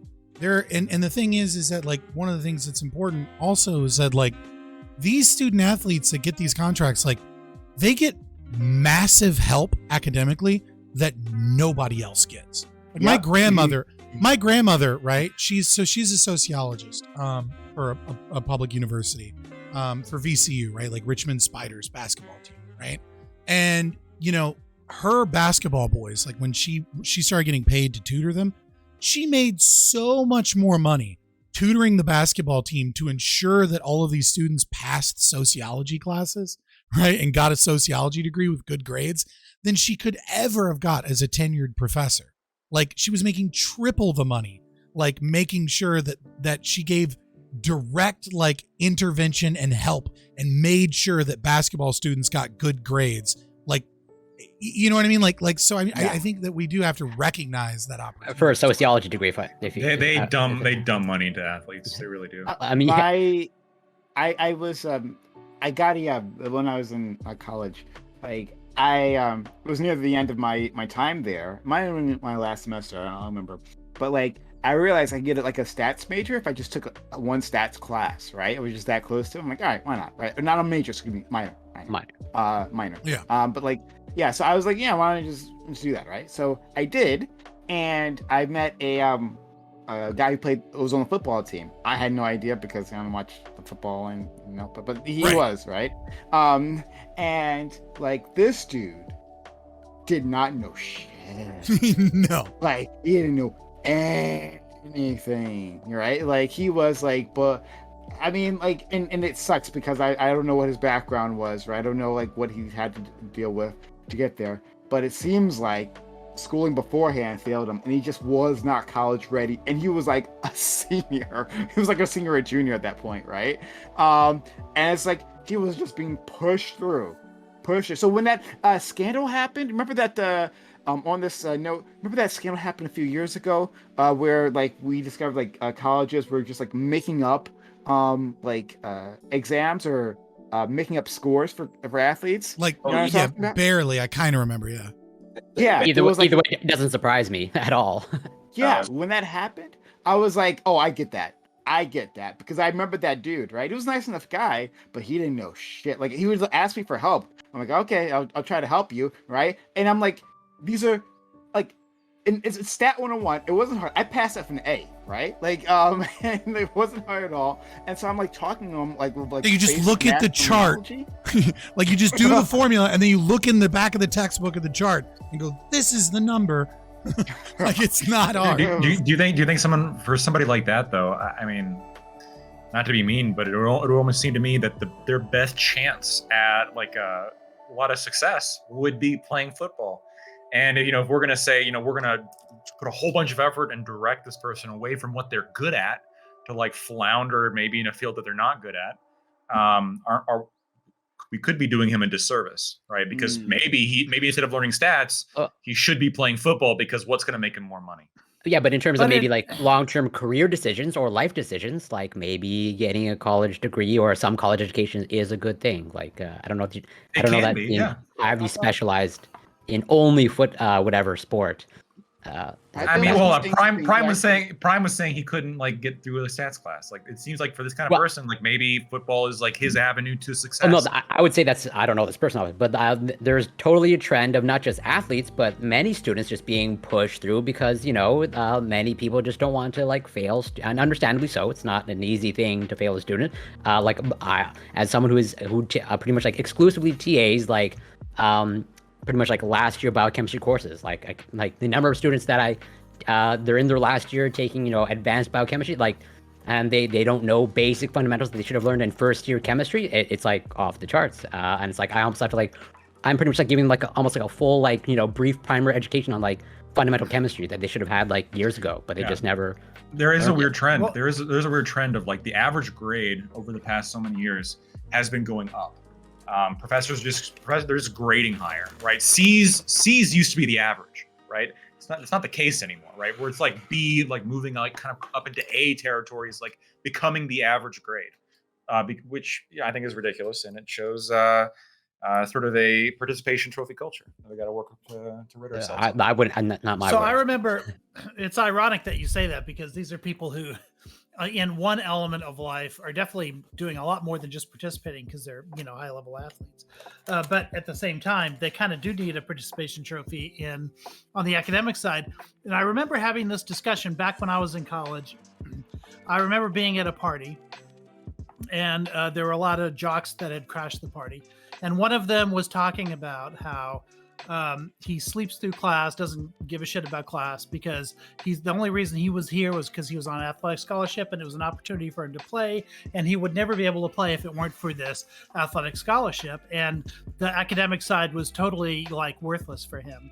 And I asked him, I said, well, do you feel like you're at the level to where you'll be able to go pro after this? And he said, well, no, I'm not there. I'm barely at the level where I need to be for this. I'm like, well, I said, then the whole like benefit to you of having this athletic scholarship is to get the degree and then have a career after that. Like that's what the athletic scholarship buys you. And in theory, that's what it is for almost all athletes, right? Very few are going to like move on to a professional career. But I remember he got so incensed at me saying that. I almost started to fight because it just had never occurred to him that when his 4 years of eligibility are over, he's going to need to rely on something else. And the most he's got a plan for the future. How controversial! How dare you confront him with that, Aiko? Well, the whole benefit. We're told that the whole benefit of these athletic scholarships is that it allows a whole class of people who might not otherwise go to college to be able to leave with a degree and with serviceable skills and higher income after graduation. But for him, that absolutely wasn't the point of the scholarship. And it just hadn't occurred to him that he would have to do something after the 4 years was up. Right there. Part of me also thinks, though, at some point they're adults, right? If they're in college, if they want to make bad decisions, they should be able to. And they're athletic, right? They're ripped, they're jocks. I have a hard time feeling bad for them. I'm sure their life is probably okay, right? They're the ones going to the parties. Yeah, they're going to the parties. They're getting the girls, right? Like, I'm studying. I'm at home studying, right? I suffered how many years, and now I get the degree, and Yeah, his life is going to be so awful. His life is going to be so awful. He had fun early. Listen. When he gets his sports medicine degree and he goes to a gym to become a personal trainer, and he just finds 40-year-old hot women, You don't and need a just sports medicine crushes degree for that. puss, right? Like need it's some gonna be online so certificate. awful for him. Good for him. Look, you want to play first and work later. I mean, that's on you. But you are acting like these are in like equal quantities. Oh, okay, so I just exchange this for time, right? And so now I'm playing afterwards. Like, are you getting? Are you partying the way they used to party? Are you having the amount of ladies like throw themselves at you the way that it used to be the case? Someone in my chat. Also, this is a chill panel. Someone in my chat just said, "LOL, athletic scholarships are high testosterone welfare." By the way, I like how Fabian It's assumed true. that he's going to graduate with this sport. Kind of true. Yeah, I think his argument was that he was not going to graduate because he didn't care about his grades. All he cared about was getting C's through the first 3 years and then like failing all of his classes senior year because eligibility wouldn't matter. Yeah, I want to, and just like emphasize Well, that guy's my a point. complete idiot. Well, this is one way. I mean, maybe this is controversial, but like for those of us who've been to college, and we have met these people, these jocks, right? Like we see the kind of life they live. How bad do we really feel? I don't have resentment towards them, Lactoid. I don't feel bad for them, right? That's all I'm saying. Like, coming this way, I don't know. Like there was a lot of people I didn't like in high school, but damn, I sure don't talk about them now that I'm 30.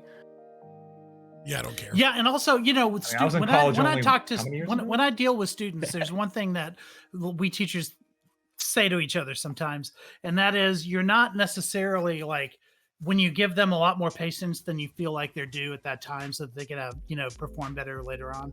Like you're not doing it for the person that they are now, you're doing it for the person that they one day will become. Because we're all kind of jerks at 15, and when we're 30, at least I like to think that we're better people at that point. No, I'm a bigger jerk. It's only makes me imagine Scott as a high schooler. I'm like, this dude would have been fucking. I was never a jerk. Listen, some of my worst students come back I'll be to honest. me at 30 and 35 and say, hey, you may not know this, but this is the impact that you had on me, and they have way better lives and are way more productive than I ever would have thought they were at the time that I had them as students. I was way worse. I was a horrible high schooler. I mean, yeah, I don't know. I just think like at some level, like it kind of shows like the unfairness of welfare. I just, I mean, can you like expand to on that, try Lactoid? to try and get this back What to does the that mean? topic, right? I think my overall point here is that, when you introduce regulations on this instead of allowing the courts to do what is the court's purpose here, which is to find these contracts that shouldn't exist, that should be voided, and potentially pay damages to individuals that have been taken advantage of in these contracts. I think you limit what we all recognize are a lot of opportunities for these students. And we see a couple of tales. We see like the end of the distribution, right? In these articles of like some of the horror stories. But that's true of anything in life, right? Like anything that exists that you think is good, we can find a couple stories where it turned out horribly awry. And this is the place where the courts are supposed to step in and fix this. And there's a reason that last case didn't go to court, because they know they would have gotten their asses handed to them in court. And that's why they settled out. And so I think I don't want to limit student athletes' opportunities just after getting this victory to where they can finally be able to reduce some of that stress and actually get paid, help their families, help propel their careers, because we're worried about the limit cases that should be taken care of in court. And we should set that precedent. We should support them in setting that precedent. And we should call motherfuckers to sue these assholes that are using these, like, essentially engaging in fraud with these people. Yes. Yeah, I'm not against athletes getting paid, or even like high school athletes, but I think again there's that larger conversation of like, should a child be placed in the position like they're supporting their family, as Prime said, like that's a lot of pressure. I think that's a testament to the lack of support for families in these situations. So we're okay. We're all okay with child labor, right? To some extent. Now, Is there anybody here that's like fundamentally opposed to child labor? well, what do you mean by To some Wait, extent, wait. it's fine. I got in a shitload of trouble on Twitter for this. Define child labor for me, please. yeah. So okay. sure. So like I would define child labor as anybody under the age of 18 working like in employment, getting paid, paying your thefts, aka taxes, and these kind of things. Like I would consider this to be like employment. Okay, the reason I asked this is because when I think of what you just said, I'm like, yeah, like, someone who's 15, 16, 17, getting their first job, working to pay, for their first car or what have you. I think that's incredibly based. But whenever I mention that on Twitter, apparently I want 9-year-olds in coal mines. So, like, it's one of those deals where, like, yeah, apparently I'm pro child labor. I fucking hate. Yeah, Not I would coal say- mines. Yeah. So Yeah, the that's- problem is Just mines. the problem is with No, so you gotta many. put them in the salt mines because every time they cut themselves, then they really hate themselves. The problem Jesus is with Christ. the problem is with so many things, academics like to redefine words. So child labor from an academic perspective and the way that like studies and the UN does it specifically cites like exploitation, slave labor, fraud, or like unlivable working conditions, etc. And so, but however, they'll redefine it the way that you're doing it when they want their charts to make it seem like child labor is really bad and they need funding. They'll include all labor that children do, like at 15 and below, right? And then when they're talking about like why we're against child labor, it'll be that narrow vision. And so like it actually is really important that you define what you mean by child labor, because academics have, muddied the waters and made conversation difficult around that topic, because most academics that are just circle jerking useless ass fucking talking points against each other and not actually doing any good in the world. True.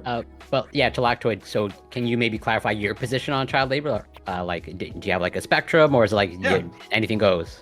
Yeah, I mean, a spectrum. Anything goes with child labor. No, so here's my principle, right? So like, I don't think children can consent to like certain risks, right?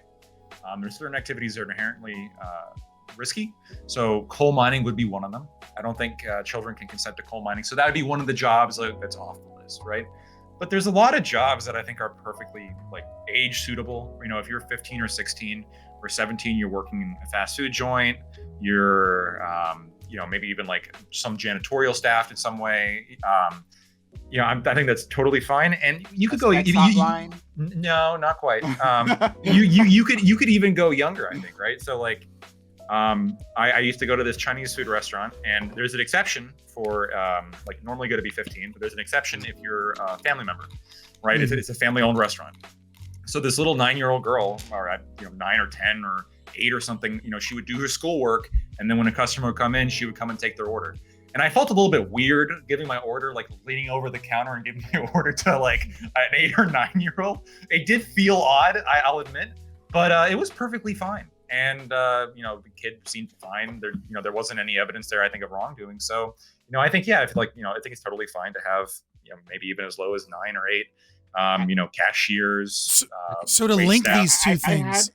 To link these two on that, and I'll jump to you, Scott. I'm used to that. I have like corner stores, like around here, and like most of them are the ones I'm talking about are Asian run, and their families. I like literally saw their kids growing up, right? Like, and I used to give them their orders when they were like 9. The little girl was 9, right? And now I think she's in college. I don't live there anymore, but like she's in like college. But I've gone back and I've seen her afterwards. But yeah, I've just seen these kids grow up. But it just makes sense within the context of a family, right? To help them out. And that's kind of how we've done it for all of time. And to build the business, right? And that kid's right. going to get that business later on down the road. Yeah. So linking these two things of like these athletes, right? I think what's a really interesting thing is that child labor laws don't help anybody. They're really, really fucking bad. And so a really good case study in this is in 87, I believe. There was a congressman and a big movement to boycott the ready-made garment industry in Bangladesh because of all the child labor that was being used. right? And so what the UN and Paul Krugman did is they followed up, right? Like Nobel-winning lefty economist, right? Like he won. Not a lefty. He's not a lefty. Come on. He won a fucking Nobel Prize for trying to prove that minimum wage increases are based. Pause. That's a lefty. That's not just. He's on the left. He's not Communist. a leftist or anything like that, right? Okay. Yeah. He's a neoliberal, nevertheless, right? Like he's not a fucking Republican economist, right? Yeah. Nevertheless, right? What they did is they found that in Bangladesh, what they did is many of the factories fired all of their child labor so that they could avoid these boycotts and U.S. laws that they thought were going to pass. So they fired roughly 50,000 child laborers. And what they discovered is that for nearly all of these child laborers, they ended up in more dangerous professions, disappeared, or ended up in sex trafficking. Because that's the reality of child labor, is that overwhelmingly throughout the world, the reason that child labor exists is because of the economic conditions and the education environment. There's only one exception that is an outlier, and that's China.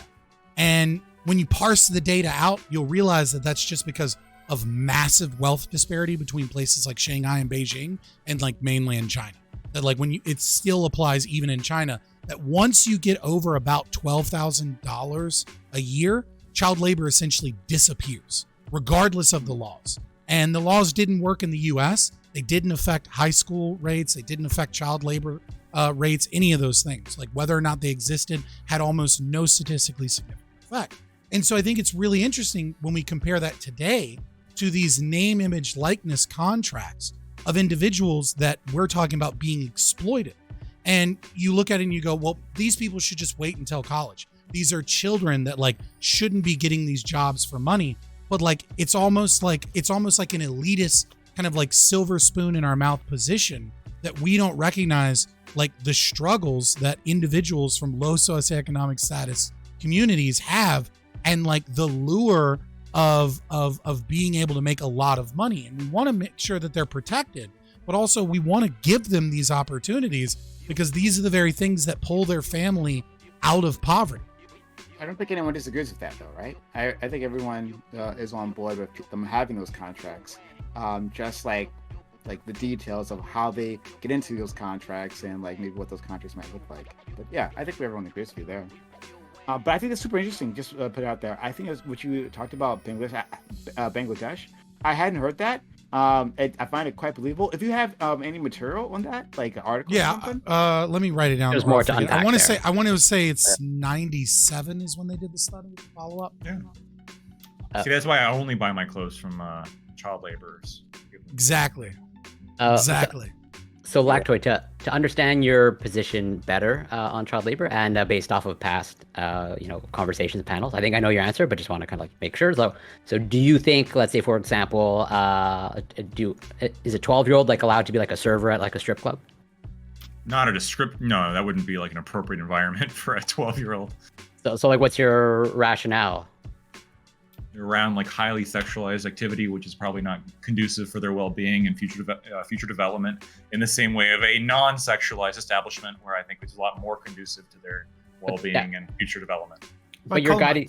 Yeah, exactly. What about coal mines then? No, coal mines are. So look. No, Lactoid said earlier that he's not for. That was his guiding right. principle. Yeah. But like, strip clubs, I think, are like comparable to coal mines here. Look, I have a lot of family that died because of coal mining. Like, that's where my family comes from. A bunch of uneducated coal miners. We have their death records, right? Black lung, kicked by mule and killed. Black lung. Like, it's just down the line. It's, Appalachian, dirt poor coal miners. It's a horrible, like, dangerous job. And no, kids should not like be doing that. Let me give you the actual libertarian foundation for that. If you, as a parent or guardian, create permanent physical or psychological harm or intend to put them in that place, then this is a forestallment of your guardianship. You lose the rights towards the guardianship of the child, which means that anyone that is capable of being able to take over that position as a guardian can vie to do so. But if you are in a country like, let's say, Bangladesh, and no one is capable or around to be able to give you those opportunities, then you're still remain under the default guardian. And that's unfortunate, but if no one is there to adopt said child into a better circumstance, then no one is there to do so. That would be the grounding from a libertarian perspective. And I can agree with that to some extent, but I would still not allow kids to work in coal mines pretty broadly. But for other jobs, yes, I think there's plenty of jobs kids can do. Strip clubs, coal mines, sex work, no. The fucking wait like running a cashier. Come on, that's totally fine. Okay, no, I was going to ask about that. What if you're a cashier at a legal drug dispensary, right? At a drug dispensary. You know what? I'm actually, I don't know. You dare say it?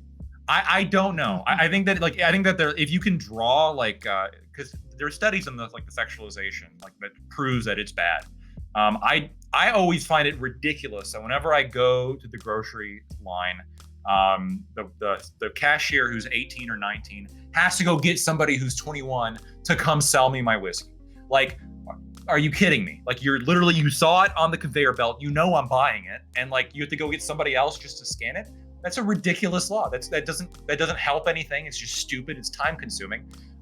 If you have a 14-year-old who sells somebody their bottle of heartworm medication or whatever, is that really gonna scar them? I can't. I mean, maybe for if we're talking recreational drugs, maybe, but for general pharmaceutical drugs, I don't see a harm there.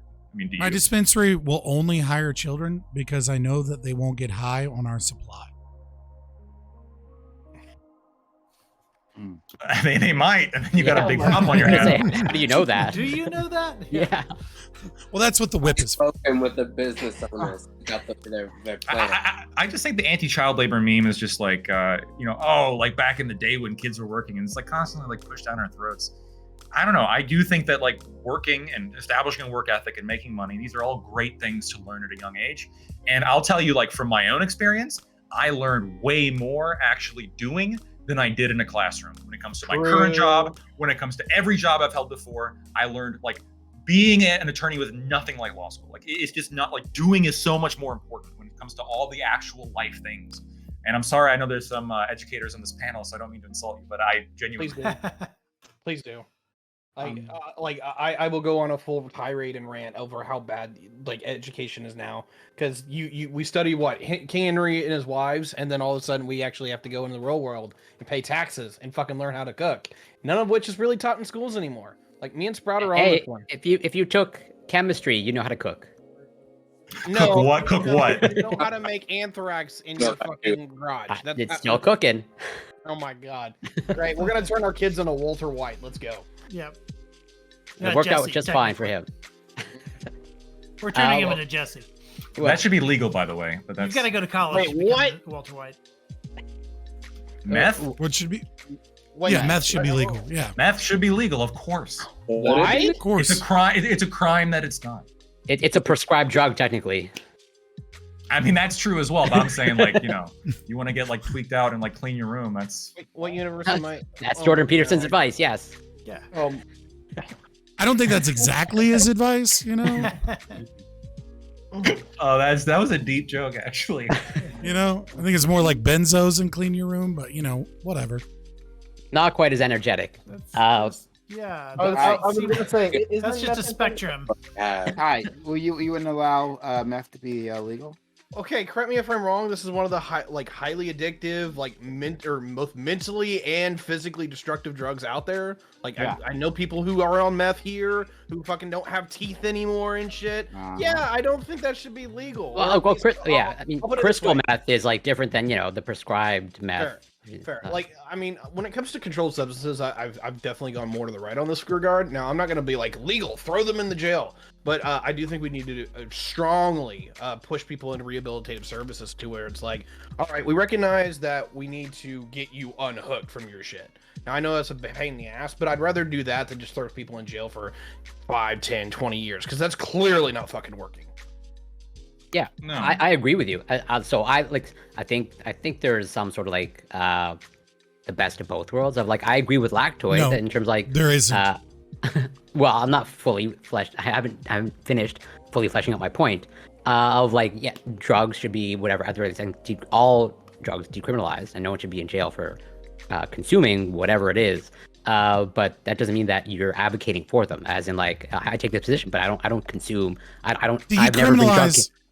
Decriminalize is a useless, made-up term that is not logically consistent. There's no such thing as decriminalize.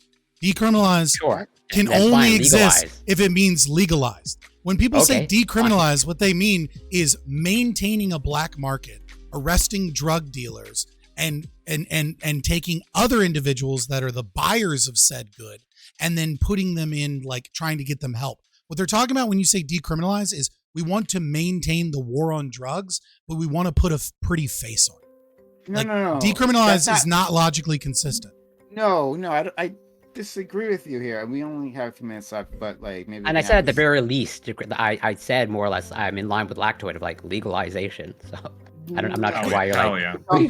I'm saying there's no compromise here. There isn't a compromise. So when it comes to decriminalization, right? Like for instance, when they talk about sex work, right? So when you talk to sex work advocates, a lot of them don't talk about legalization. They talk about decriminalization. Because they're feminists and they hate the Johns, but they love the sex workers. No. Yeah, no. like Julie Bendel, people like that. Oh my God! Please let me get words out. It's hard to get a point out. I agree. Mouth. Thank you. Great. There are people, and we've had them on this channel, who go for like the Nordic model, all right, of sex work, in which it's like the Johns get that's what Sweden does, right? But that's not what I'm. Yeah, of course. It's so cucked. It's so bad. bad. It's a terrible idea, right? No, I'm talking about sex workers who want full decriminalization, like for the buying and the selling, right? And the reason why they're making the distinction between legalization and decriminalization is because of legalization. There is the assumption that regulations come. This actually, you should like this. That regulations come with that legalization, right? Like the idea of taxing it or like requiring, like, are you a quote unquote sex worker, right? Like, do you have to get a license to become a sex worker? And like a quote unquote safe sex work. And anyway, you put up all these barriers that make it difficult for people to get into that industry if they need it, right? So instead, decriminalize it, meaning the cops aren't going to come after you, right? And you have some protections, like if someone assaults you, you can go to the police, you can go to the courts and get some sort of remedy.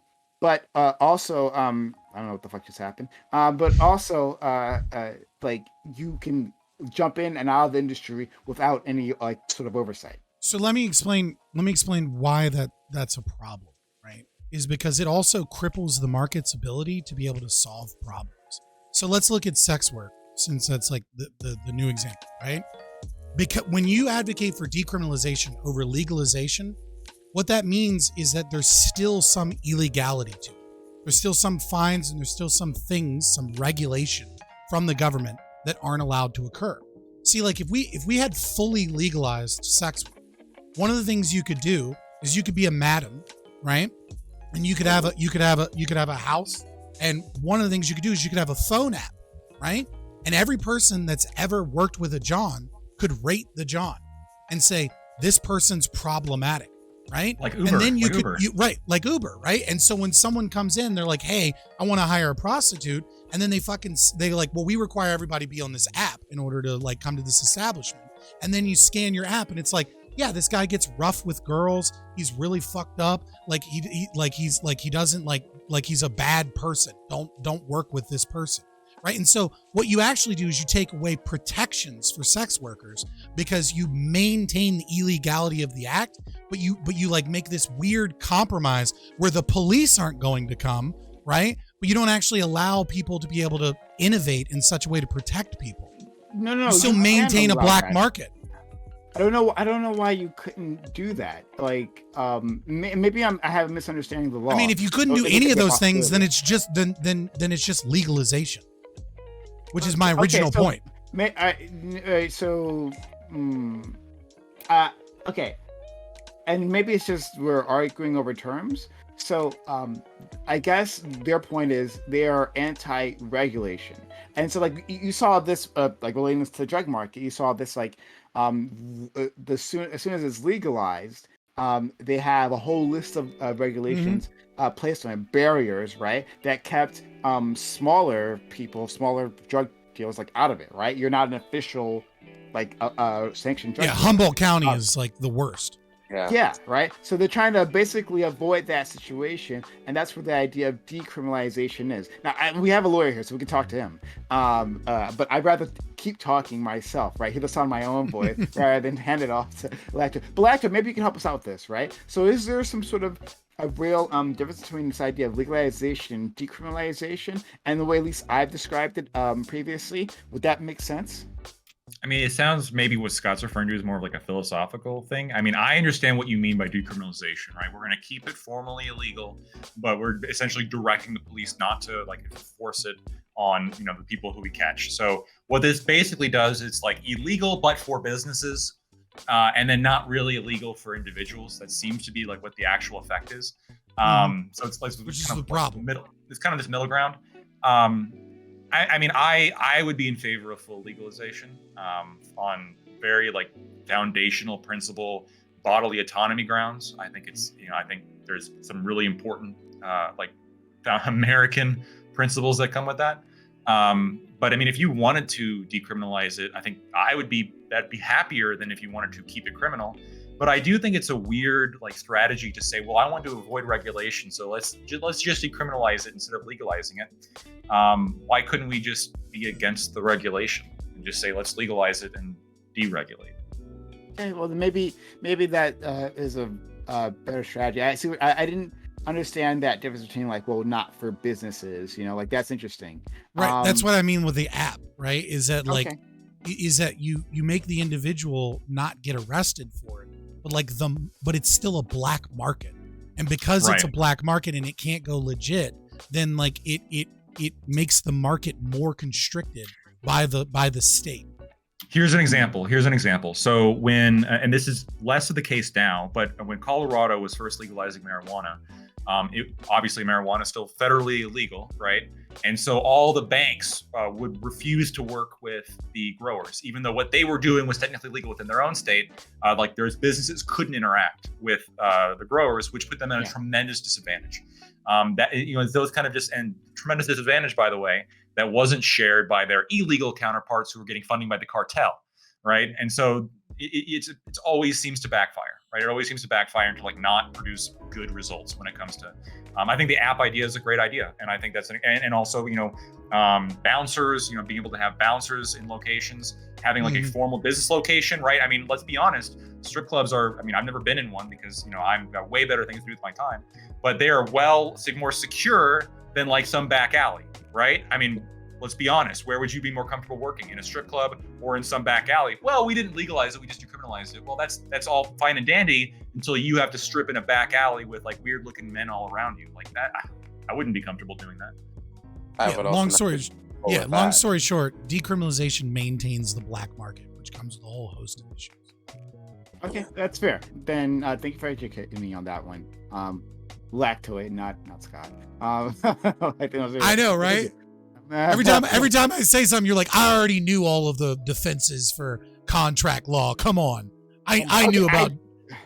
And then it's then he says something. You're like, thank you so much for that information. Oh no! Wait! It's like, get the fuck out of here. A deeper understanding of contract law. I mean, like you gave me the basic. Yeah, I'm sorry. You were fully aware of Williams v. Walker Thomas Furniture Company, 1965. No, you just said like black market stuff. I did review that in law school, by the way. Yeah, I get that, right? Like, you can have some things that are just unreasonable within a contract, and then because they're unreasonable, they can be thrown out, right? He's giving me a deeper understanding of like, you know, like child contracts. You do you. Whatever. It's all right. I already got the win in.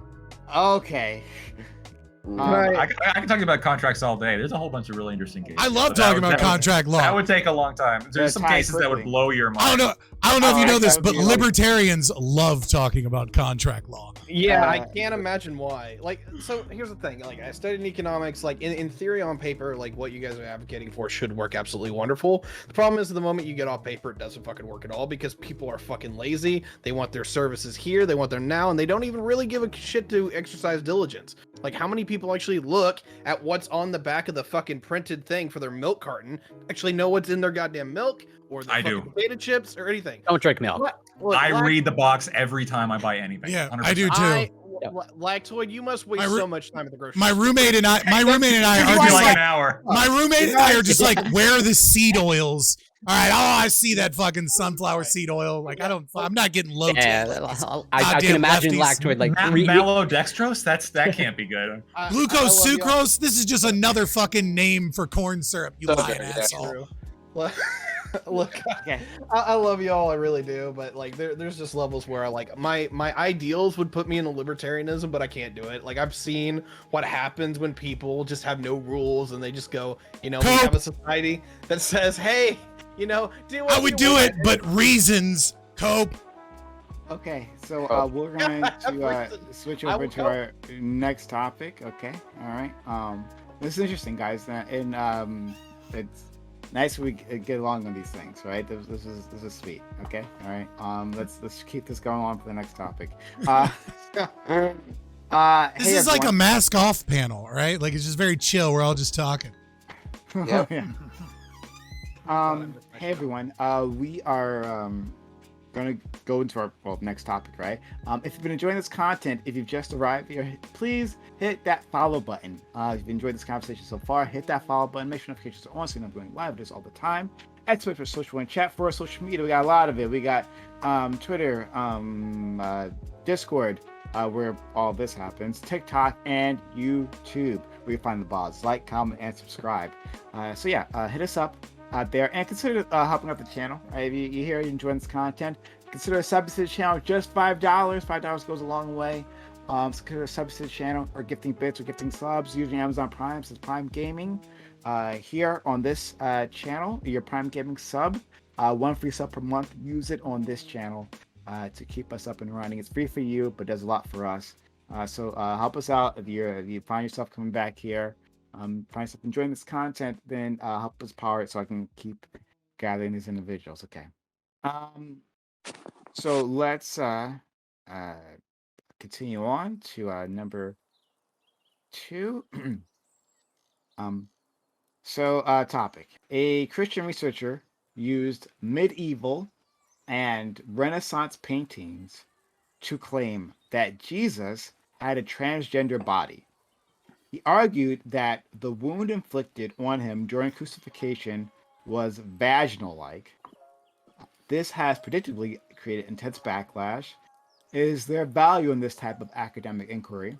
Should it ever matter what such subjects offend others, or if such subjects offend others? Is this moment indicative of a leftist movement that has gone too far in its attempts to normalize trans individuals? Is this at all helpful to the trans liberation movement? If not, should that matter?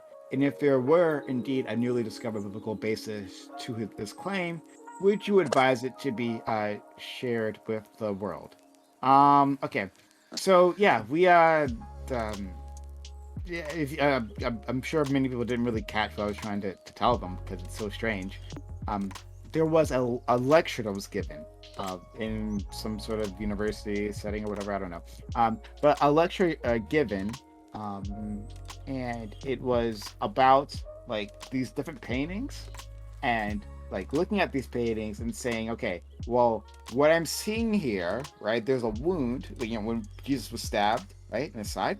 I'm seeing here, that wound kind of looks like a vagina, and then from there, drawing connections, meaning that Jesus has a male-female body, right? This just recently happened, right?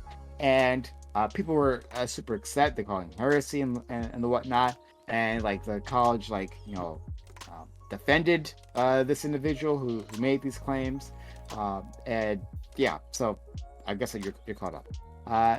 So what do you guys think about this overall?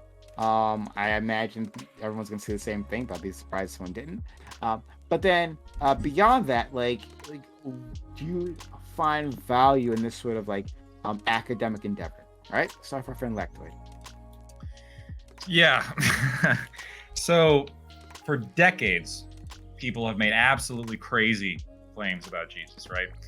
First he was black, now they're transgender. But freedom of religion and expression exists and are obviously critically important. People are free to believe what they want. That said, from both a historical standpoint and clearly from a biblical religious standpoint, Jesus was not transgender. This is dangerous misinformation, worse than COVID misinformation. The latter is merely your body and the former your soul.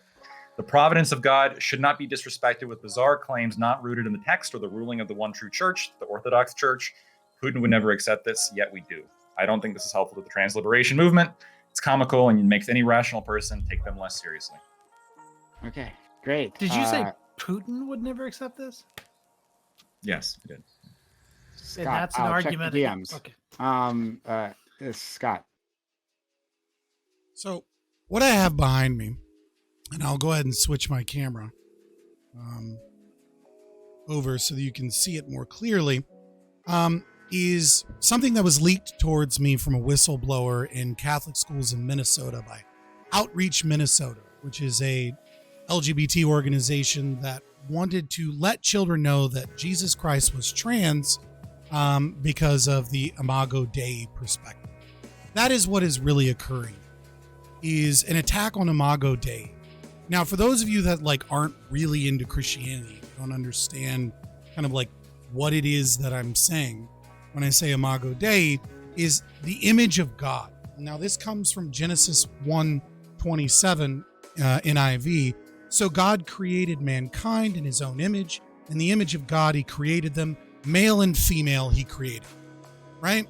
And this is the foundation for human rights in Christendom, long before the Enlightenment. The idea being that human beings are created in God's image leads towards several things, right? It leads towards this idea of rationality and reason from both from a Aquinas perspective, the logos, the idea that humans are God's children and deserving of equal rights and special in kind of the hierarchy of the kingdom. This is one more kind of step of attempting to attack and subvert religion with a philosophy of deconstructionism and trying to put in new ideas that are explicitly against the biblical texts themselves. Now, I'm not a Christian, I'm an atheist, but I think it's incredibly problematic when you do not immediately gatekeep with rage and push these people off of your property when they start to try and subvert foundational philosophies and ethics with a leftist and evil philosophy of contradictions that are clearly present in this idea of Jesus Christ having a trans body. And if I was a Christian, I would be incensed even more. It is absolutely heresy, and it is absolutely evil, and it is doing everything it can to destroy Western civilization. Oh wow, we're gonna have some fun with this, right? Okay, all right. So we'll go on to the next person. Isle, I said check your Discord DMs, please. Thank you. Oh, me? Go ahead. Yeah. The other aisle. Is that your name, Isle? Who else is named Isle? Okay, I'll check. Go ahead. Okay. Ty. Yeah, so this one is going to be interesting. I've got to make a disclaimer as I start this because while I find religion interesting, I don't really like most religions in their current iteration. I wish Western religions were a little bit more like the Eastern ones, particularly like Shintoism, Taoism. Like a lot of these are more. I do love that, Joe Lewis. And while I hate most of the Eastern philosophies, is that 2 they're not hours late, overly just to come in for the spicy topic. Where they really kind of go their own way, is that they're not his, deified, which is incredibly his important. Time is so fucking valuable to be wasted on the boring topic. And the hows and the wheres of the common reality that we all have. It's that they're answering the whys and the shoulds, and basically it's a moral template. So my thing is when somebody's like, oh, hey, I'm going to try to justify transgenderism through religion. I don't give a shit, because quite honestly, this is not something that religion should even have a remote iota in what it does. What religion should be is a principled form of ethics on why you should treat people a certain way and how you should treat them that way. The problem I keep having is that people want to basically use religion to explain what science already kicks its ass with. And so when it just comes down to it, it's I have no problem talking about the morals and ethics of religion. I think that's actually what its purpose of it is within all of human history. And it does a very good job of that. But it trying to explain how the universe works, particularly this kind of thing, yeah, this is going to be a disaster waiting to happen. So appreciate the attempt. I think this will probably blow up in its face. Thank you so much. Let's go to Al.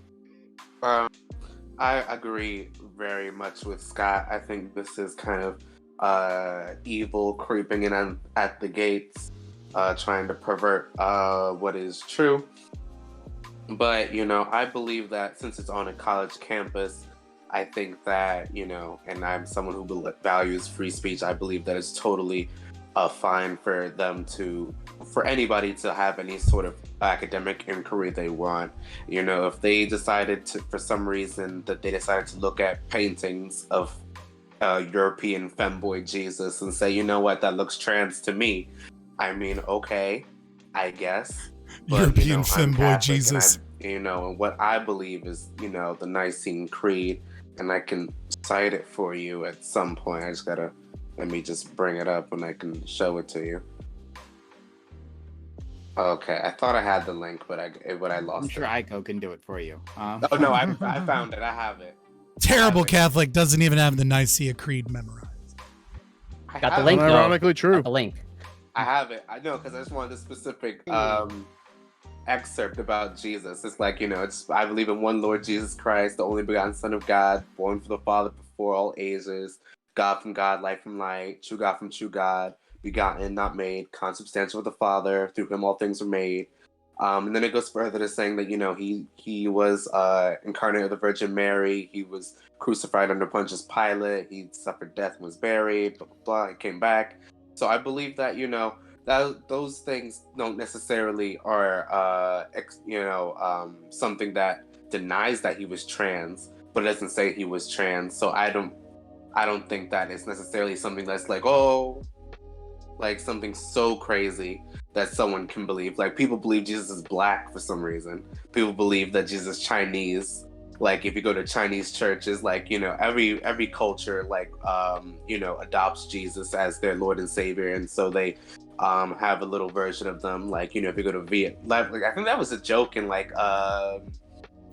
like a buddy cop movie, like with Vietnamese Jesus. I forgot what movie it was. But so I have no problem with the academic inquiry. I just think that it's wrong.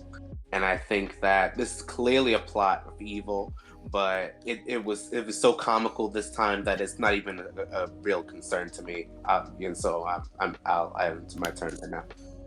I love watching Lactwood over there, like, shake his head, right? He's like, yeah, the only Jesus I recognize is clearly Nordic, right? Like, where else would Jesus have come from? Yeah. All the pictures I saw, he's got blonde hair. I don't know. Yeah. Like, Blue eyes. It's weird that he's mistaken for Ewan McGregor a little too often, Yeah, it's interesting, right? Okay. Or all right, Obi-Wan. well, maybe we should deal with that another day. Jesus looked like me. Sure. Yeah, right? Exactly, right? Representation matters. He looked more like Saddam Hussein. There was like a thing that like they did like a reconstruction. What he probably looked like? He looked like Saddam Hussein when they finally did that. All right, let's go to Aiko. Aiko, thank you so much for being here. Yeah, I'm shocked. I'm shocked and horrified that you came up with this topic. I don't know where you got it from. I forgot to say that it was Aiko was actually the one who forwarded this to me. Yeah. Right. Yeah, I just damn it. Now it's my fault that we're doing this. Okay, so I was going to disagree with Isle there until he saved himself at the end. So he cited the Nicene Creed and then said, okay, well, there's nothing in there that said he's not trans, but there's nothing there that says that he is, and that's right, because you can't really say, based on the wording of the Nicene Creed, you can't really say anything about it. In fact, the Catholic Church today says that one of the Trinity, which is the Holy Spirit, has the feminine aspect. So there is a feminine gender within the Trinity, and in part that's evidenced by the Nicene Creed. But that's neither here nor there, because before I get to what I was going to talk about, when Fabian talked about somebody saying that Jesus was trans because of the image of God. I think, just to clarify, I think what that argument is, because I've heard this before, and it's not a new argument, it's an ancient argument, although they wouldn't use it in modern terms of talking about transness or whatever. But it's the idea that God like transitioned from this sort of spiritual element to becoming human. I think that's one of the arguments that gets made. And I guess the other argument that Fabian was alluding to is that if both man and woman were made in the image of God, then there must be some feminine aspect inside of God. And of course, since we know that the Holy Spirit also has the feminine aspect, at least according to Catholic doctrine, then there is something to that. And the reason I bring all of that up is because I think that this sermon has there. If I were going to steel man it, I would say that there are some elements of it that make sense. Now, this person makes clear that he's not talking about the historical Jesus being a trans person. That was clarified. It's in the article that Prime linked. That's not the argument that he's making. I think he's making more sort of a cultural argument that if you look at 14th century art, you can see painters that are alluding to elements of femininity in the presentation of Christ. Now, that doesn't mean anything, I mean, with regards to scripture or doctrine or dogma or anything like that, or even, and it certainly doesn't talk about the historical Jesus having those elements. But this is not a new concept, and you don't have to limit yourself just to looking at art. If you look at Julian of Norwich, for instance, 14th century, currently an Anglican saint, feast day is on May 13th, cited in the Catholic Catechism as an authority, said this about Jesus. The mother can give her child to suck of her milk, but our precious mother Jesus can feed with himself, and does not courteously and most tenderly with the blessed sacrament, which is precious to all true life. The mother can lay her child tenderly to her breast, but our tender mother Jesus can lead us easily into his blessed breast through the open side, and show us where there is part of the Godhead and the joys of heaven and the inner certainty of endless bliss. This is the same argument being made by a saint about making the wound of Christ as precisely what's being said in the sermon. So we can dismiss it. We don't have to. Certainly, we don't have to accept it, and I certainly would never make any sort of historical argument with it, but we can't pretend that it's like a new concept. Also, like in the first and second century church, you had many concepts of Jesus as sort of being beyond gender and presented in that way. Specifically, the idea that Jesus is the Word, and the Word, and also the word wisdom, for instance, both in Greek and in Hebrew, has a feminine aspect to it. So if wisdom or the Word becomes a human, then you're talking about something with a feminine aspect becoming Jesus, like materially Jesus. Again, none of this has to do with historical Jesus. These are all, in my view, metaphors, but they're well-worn metaphors that you can see throughout the history of Christianity. Paul himself even says that in Christ Jesus, there is neither man nor woman, nor Jew nor Greek. Okay. Nor slave nor free as well. Yes. This is well, there are slaves though. But this is one of the longest intros we've had so far. That's a sermon itself. Yeah, right. There we go. Let's see if we can get to open panel. Corey, please. Firstly, thank you, Aiko, for bringing this topic. I look forward to discussing it. I think there's potentially a lot of interesting things that can prop up. But first of all, I take offense to the wording of the question. A Christian researcher is like an oxymoron to me. That's the real heresy in my mind. And they say lefties are the snowflakes, and yet, based off this article, people were just in tears, how dare you allude to whatever something vaginal on Jesus. Oh my goodness, my world. I don't know anything about the world anymore. It's just shattered. But regardless, I echo a lot of the things that Tiberius spoke about. I'm not a religious person myself, and if anything, I'm probably more anti-religious. But to answer some of the questions in the prompt, as in is there value in this type of academic inquiry? I take issue with that wording. I don't put this in the vein of academic inquiry myself, but maybe I'm too gatekeepy of academic inquiry. And also, do I think this is indicative of the leftist movement that has gone too far? I don't. I think I view this as something separate, and I think that I'm hoping it has absolutely no effect, either positive or negative, on the trans liberation movement. And I'll just wrap up by saying, when it comes to research, do I care whether research is offensive? No, but I think research and science should be guided by ethics and morals. And I'll leave it there. When I was writing the question, I had actually a similar thought on the academic inquiry thing, but I was like, the rest of the world recognizes it, so I'll put this in here. All right, let's go to our friend MVP Joe Lewis, who managed to make it here. We're very happy to have you, friend. So you can introduce yourself if you'd like, and then the topic. Yeah, no, I'm Joe. That's all kind of you need to know. I was curious about this, so I talked to some priests.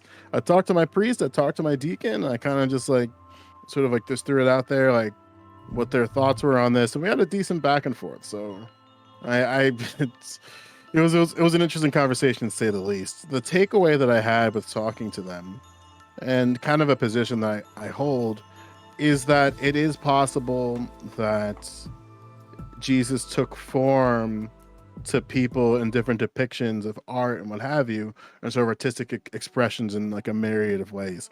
So it's reasonable to believe that Jesus came forth or appeared to people in various depictions. And even in sort of like I'm trying to paraphrase like 3 hours worth of conversation, but basically like in the sort of like arguments that they were sort of presenting to me, generally like it's basically an argument of genitals. And on one hand, unfortunately, in the Bible, there's no depictions of or representatives of God as man. Well, there's Jesus.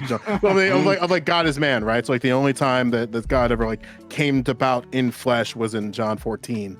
Other than that, there's nothing else. It's just like vague allusions to physical form. And then even when it comes to Jesus, he only appeared after his resurrection something like 10 times. The one of note that people talk about is obviously the one like the morning of Easter, and then later in Galilee. But generally speaking, when it comes like to this topic, sure, like it's possible that Jesus appeared in art in different representations based on how people interpret scriptures, but the Bible doesn't say explicitly anything about trans people. But I will say that there are settled habits of thought and action around Jesus Christ, insofar as people very heavily interpret him as a man, and a man, period, in genitals and in identity. So that's kind of an institution you'll kind of have to like crack through if you're interrogating these kind of ideas, because there's a lot of Christians and Roman Catholics who are very fixed on this idea that Jesus was a man and not budging from the argument, and not even like opening their hearts and minds to the discussion. All in all, like that's their choice to make. I don't think this has any sort of ramifications except like within religious communities having conversations about it, which I think is healthy. I think it's very healthy for priests, deacons, anybody of any people of any faith, of like exploring interpretations of Christ, interpretations of God, and what have you. So I think it's an important conversation to have. I just don't know if people are ready to have it, or if they ever will be. Might just be something you kind of just like keep internally. Open to the panel, Ty. I'm absolutely shocked that Christianity, let alone most of the Abrahamic religions, haven't picked up the concept of avatars from Hinduism. Because, like, unironically, I know a lot of theologians that actually like embody some of the tenets of this, to where I can't remember what denominations would actually say this, but they're like, God is omnipresent. God is man and woman. God is I think some of you guys were alluding to this with some of the things that you were saying regarding the proclamation that you were talking about, and I apologize, I can't remember exactly what you were calling it. Creed? Yes, because there are a lot of the of theologians throughout Christian history that have refer to God in the omnipresent, that it is any and all things. And unironically, if you do believe that, then God can be trans. But this is going to turn into a theological debate, which is going to be fun because I don't really care too much. So, well, what I'm thinking is that since I don't think any of us here actually believe that the historical figure of Jesus of Nazareth that was, around BCE 0 to like BC like 30 something was a trans person. So I think maybe we could play around with what Aiko was saying about allegorically having the feminine inside of God, even though you would normally think God as a masculine figure, but there's different feminine aspects, and it sometimes gets played with through different cultures and different theologians as they try to explain God, what it means to them and what it means to their communities. So maybe yes. I So thought you were done. I didn't mean to interrupt you, Corey. yeah, if you want to finish your point, go for it. I'm trying to just set like what we should actually talk about, because I don't think any of us doubt that the historical figure of Jesus was a cisgender man, do we? Well, so Even the person in the article doesn't argue that. Yeah. Well, There's some people that do, but presumably not any of the people involved. But yeah, maybe just to clarify what exactly you mean of historical figure, Isle of Isle. So, the historical. yeah. Well, so, I just want to ask a couple of questions. Like, so you believe whatever Jesus was a person that existed, okay, and presumably you believe that they're a cisgender man. So, do you also believe that they were resurrected? Yes. Okay, so that's where like being transgender, the bridge too far, but resurrected. That's really in your wheelhouse. No, it's not about that's the historical figure. Like resurrected, but definitely not transgender. That's like that's not a bridge too far for me. It's just you're a cisgender male. I'm a cisgender male. I never said that. Okay, I'm sorry. I didn't mean to. Sorry. Well, you did. Now it's weird. Anyway. No, I'm just saying that I don't believe that the historical figure was trans, but I think we can play with the allegorical truth, or claim that there's a femininity in God, even though you would normally think he was masculine. But there might be a femininity that we can talk about that lots of people have been seeing throughout the millennia. Well, it is doctrine that there's a femininity in God, right? Because the Holy Spirit is feminine. Exactly. So that's already, we don't even have to argue that. I mean, yeah, he's omnipresent. Omnipresent, omnipotent. Why can't it be omnigender? I think that's perfectly fine. Wait, but that's like a different. Okay, never mind. I'm not gonna. Yeah, I mean, can we all agree that Jesus Christ is the Son of God? Can we? Yeah, I was gonna say that. So like, Yes. like when we're talking about like Jesus being like seen as like masculine, for historically. We've kind of seen it this way, as Joe was saying. Like, that kind of comes right out of the Nicene Creed, right? I mean, the only begotten Son. He fucking. Right. So the important thing. Are you learning on the fly, Lactoid? No. So I'm trying to find I'm trying to find like a specific sentence, and I'm either jumping on this. The important thing about the Nicene Creed, right, is that this is coming from Constantinople, right? This is coming hundreds of years after Christianity is a religion, right? This is kind of like setting the creed and picking Matthew, Mark, Luke, and John, picking which books are to be included in the Bible and which are not to be included in the Bible, etc. Like, obviously there's still some disagreement about like the Apocrypha and things like that, but nevertheless, right? And so like, what are the Gospels? And what's also important to recognize is what is inspiring the art in question. Most of the art in question that depicts Jesus Christ as, having feminine characteristics is like pagan inspired, Grecian inspired, not necessarily Roman inspired, right? And so we understand that there are certain cultural kind of like ways that art is depicted. And so when you get a more Roman kind of influence on the art, you're going to get a more masculine Jesus, right? And as we move into the, Middle Ages and things like that, even more so. the problem here is not, is Jesus Christ trans? That is like kind of the radicals of the TRAs. The problem is, why is this discussion why are we having this specific discussion? And the lefties might get mad at me and go, oh, are you or are you not free speech? I'm all for private property in this regard, and I'm all for gatekeeping. And Trinity College is a weird place because Trinity College has always been both kind of a religious center, while also, since its founding in 1823, been open to all religions, right? Which is, it makes sense that this conversation occurred at Trinity College, right? This isn't like Duke, but at the same time, this isn't like just like a regular liberal arts school that isn't like religious in some regards.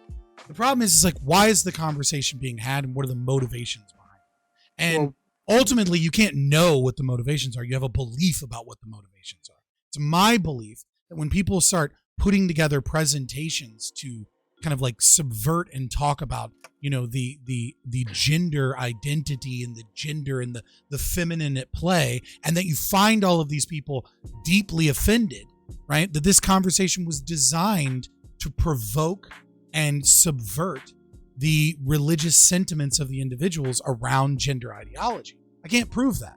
I simply can't, because I wasn't there and nobody recorded it. I have no idea what that was all about. We can recognize that sermons are discussions of particular topics, and the person conducting the sermon can decide how it goes. Like, and even then, like, the sermons are not supposed to be structured in some type of way to feel one way or another about a particular issue. It's generally to like pose certain questions, and those questions lead you to having conversations with priests or other like figures within your religious community. I wanted to finish really quickly what I was saying, because my eyes are jumping on the page, right? But like, when I'm reading through the Nicene Creed, like, it's very clear, like, constantly referring to, like, it became man, he, begotten son.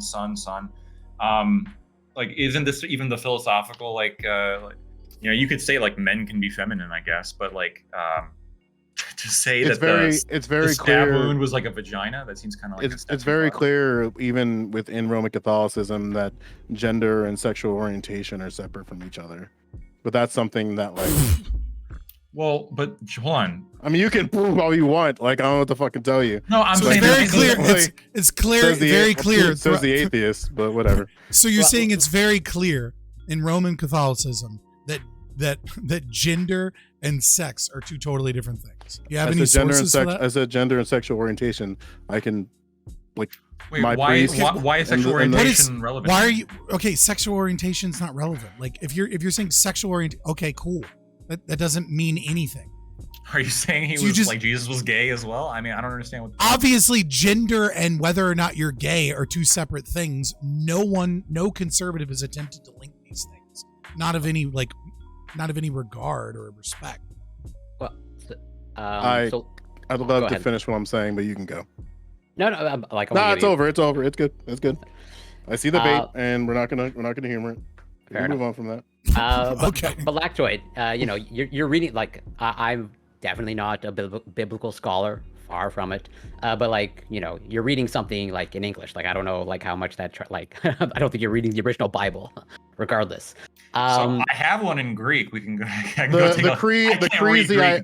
I guess like if I'm understanding what you're trying to say is that based upon the pronoun identification of Christ, that's reasonable to deduce that Christ was man. Is that what you're trying to say?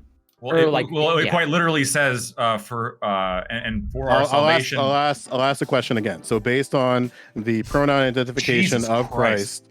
I mean, I just want you to answer the question. I was in the middle of answering it. Like, right, but you can just say you can just say yes or no. Yeah, so that's part of it. The other thing that like makes up my belief here that I think is relevant to mention was like where it states, "For our salvation came down from heaven and was incarnate of the Holy Spirit and the Virgin Mary and became man." Like, literally became man. But that's not enough.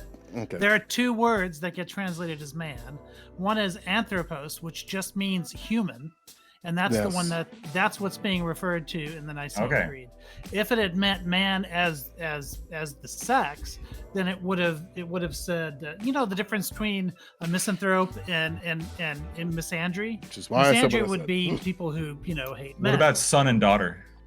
Are Are those different terms in Greek? No, those are the same terms. Although at the time, like for instance, you constantly get these references to brother that might mean brother or might mean like somebody else. Like it's a little bit fuzzier in Koine Greek than it is in English.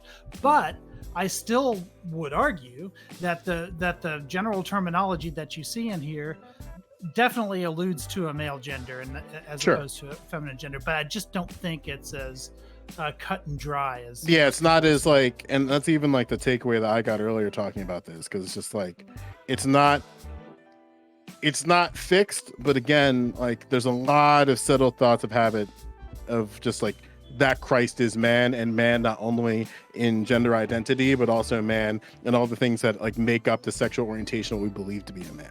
That was my point earlier. But. Yeah, he was so much more than just I don't think categorized. That's what I don't think Eastern Romans were trying to be vague or subtle about the fact that Jesus was a man. Well, so No, I just don't think it was an issue. Like, Yeah, Right. they didn't understand, It was just it was gender obvious theory. that he was a man, right?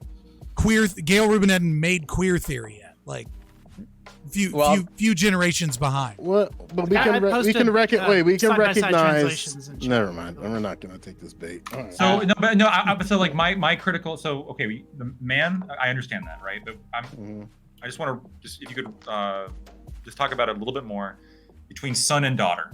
Okay, the Nicene Creed. Could the statement, the word that they use for son, be translated to daughter or no? No, I wouldn't. No, I wouldn't translate son and daughter. Okay, so No, I when don't it's think referring they to like only are begotten, swappable. sure. So when it's referring to like when the creed is referring to only begotten son, Yes, I think it's more reasonable to gender son and daughter than it is to gender anthropos.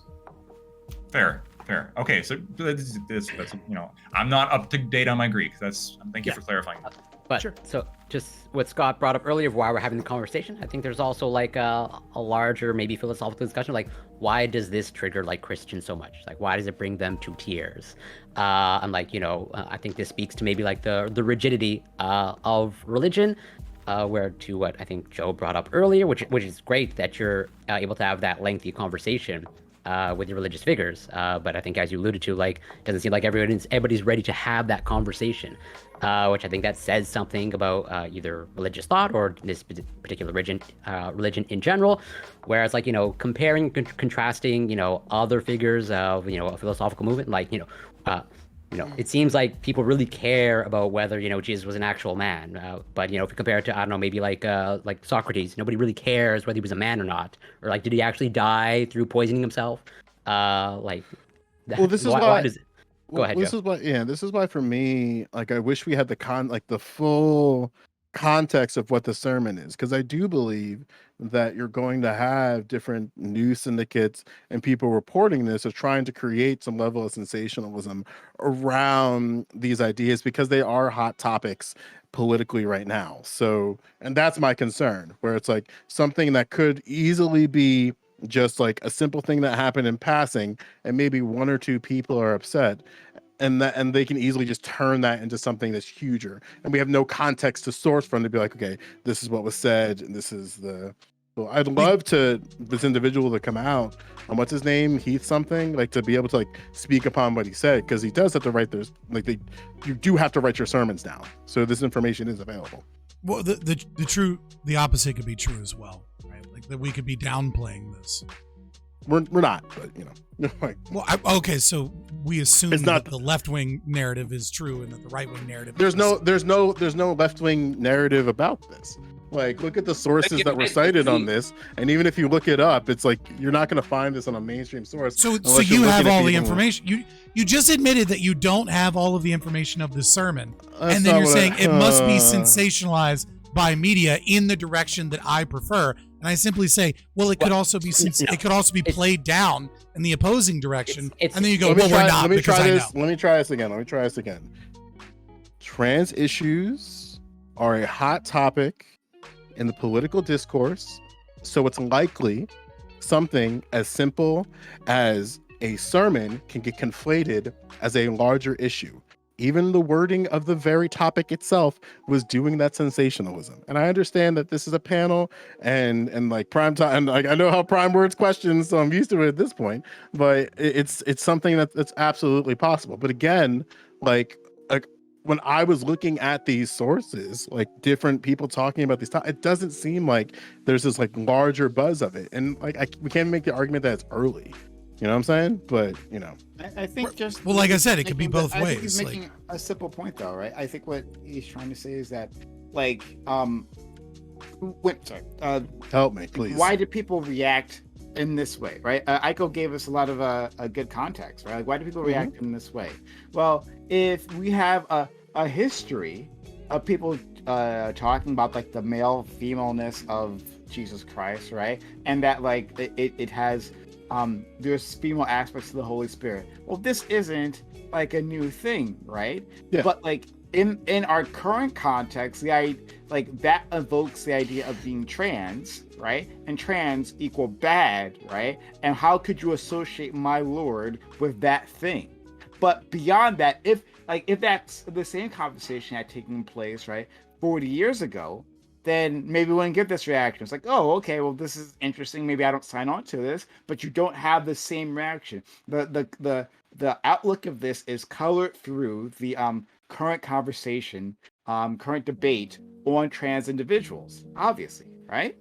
Well, 100%. Like if 20 years ago, if someone had a rainbow flag in their classroom, yeah, some Christians might be mad, but it wouldn't be like a viral fucking thing that like libs of TikTok needs to point out. There's a larger context of queer theory being put into schools, and so like people are looking for the symbols of it. They're looking for the instantiation of that philosophy. I think the same thing is true with this instance. We don't know what the sermon said, right? We all we know is that they said that's not really what I was saying. And then people there were crying and saying that he was alluding to transness or stating the transness of Jesus Christ. Like, I would love just as much as Joe to have the actual sermon that is written down so that we could like more accurately see what it is that they're saying. But it is also a question of like, why are you having this conversation now and what are your motivations? Well, I mean, the very article that's cited is that the sermon's exploration of nature and religious art in the spirit of is a thought-provoking academic inquiry was in keeping with the open debate and dialogue at the University of Cambridge. That's directly from the Direct Mail article. So I understand that even within his credentials, it's reasonable to believe that his divinity studying is based around art and how it relates to Christ. But again, I just want the sermon because maybe people just didn't catch that vibe. I want to ask you. I think the most ridiculous part of the whole story, and the one where the woman got really angry about, was like the depiction, or like it's the explanation of a spear wound as a vagina. Yes. And this idea of like, well, you know, Jesus could be penetrated through the ribs. Like this idea is like kind of like bizarre. I mean, the painting doesn't. Yeah, it kind of assumes it looks that like he a lost spear his wound. virginity from that spear too, right? Because something went in, right? Like I can see the imagery of that being disturbing to people listening to that.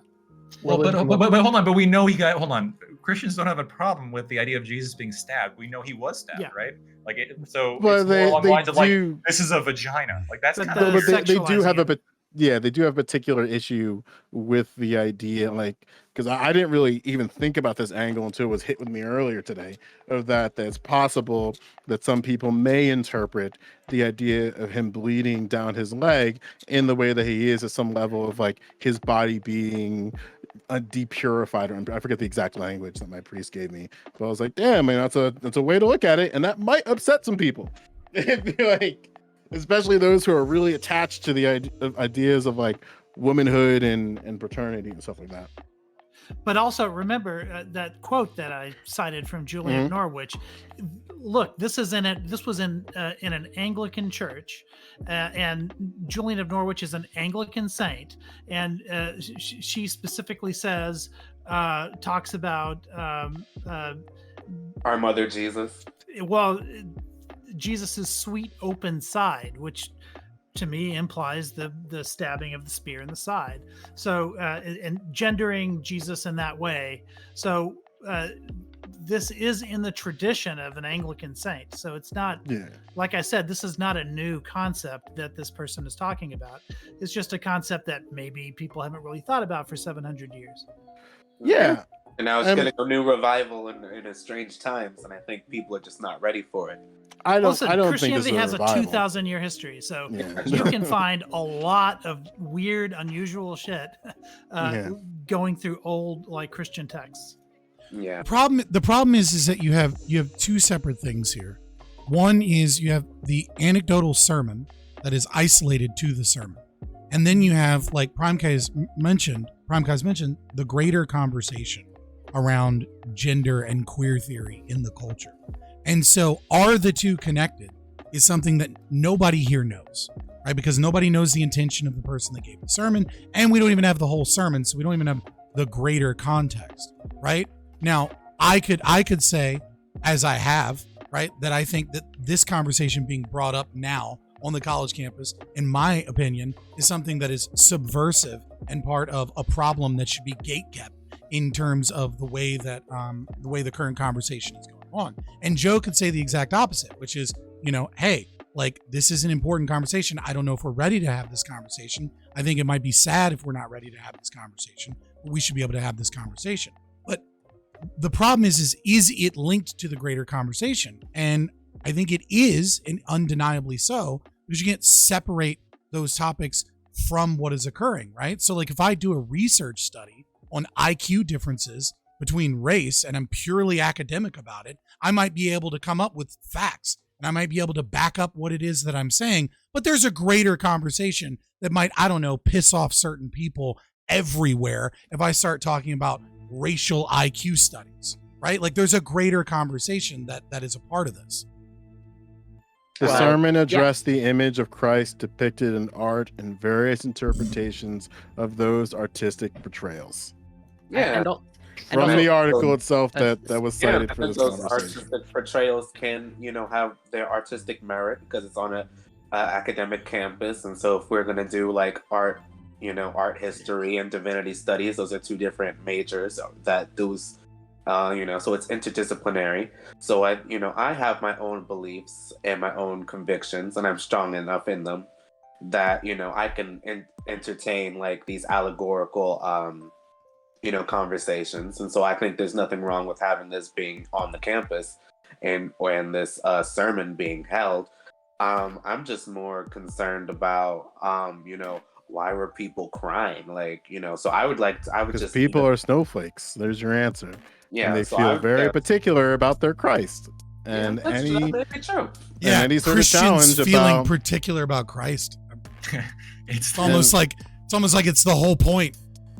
Yeah, true. So so I would like to listen to hear the sermon, or at least have a read transcript of it to know what was said. But because that just stokes my curiosity. But I think there's nothing wrong with having the conversation as long as we just have our own thoughts about the matter, and we get to like enrich ourselves, because that's what being on college campus is at the end of the day, having difficult conversations, getting through it, and growing as a person. I don't understand that word vomit you said, but let me ask a question that might be able to center this idea. So you're okay with this sermon in the context that it's a sermon in an educational context? Is that what you're trying to say right now? Yeah, it's an education. Well, it's not a lecture, as far as I know.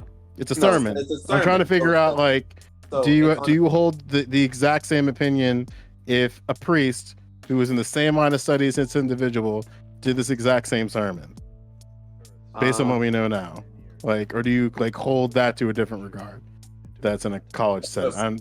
Well, if a priest did mass and his homily had similar. We're talking about sermons. We're talking about sermons. I'm the ball, friend. I'm the ball. We're talking about sermons.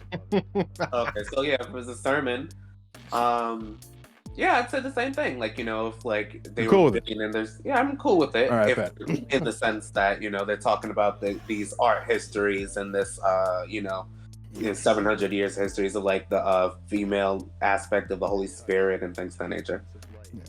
Yeah. And Yeah, Scott, it seems like, at least from what I understand, like you were attempting to like link it to something else of the larger conversation. But like, yeah, this is, as far as I gathered from the article, like it's a sermon. This wasn't a lecture, and like this is like, it seems like it takes place like in the context of like church worshipers. And I think there's a fair degree of overlap between, you know, those who are religious and those who are on the you know, political right. I don't think that's like a huge stretch. I don't know that it's like, you know, equally like 50-50. Or like, I don't, like, you're right, we don't know for sure the motivations, but you know, I think given the demographic and given the fact that this appears to be like explicitly, you know, sort of a religious whatever location on a whatever academic campus, but like, and this was a religious demographic, I think it's fair to say that it's largely like right leaning. I mean, it's hard Hey, to tell. Lactoid? It's Trinity College. Trinity College is a liberal. I mean, it's, you know, it's a liberal arts college that has Yeah. been non-denominational for like ever.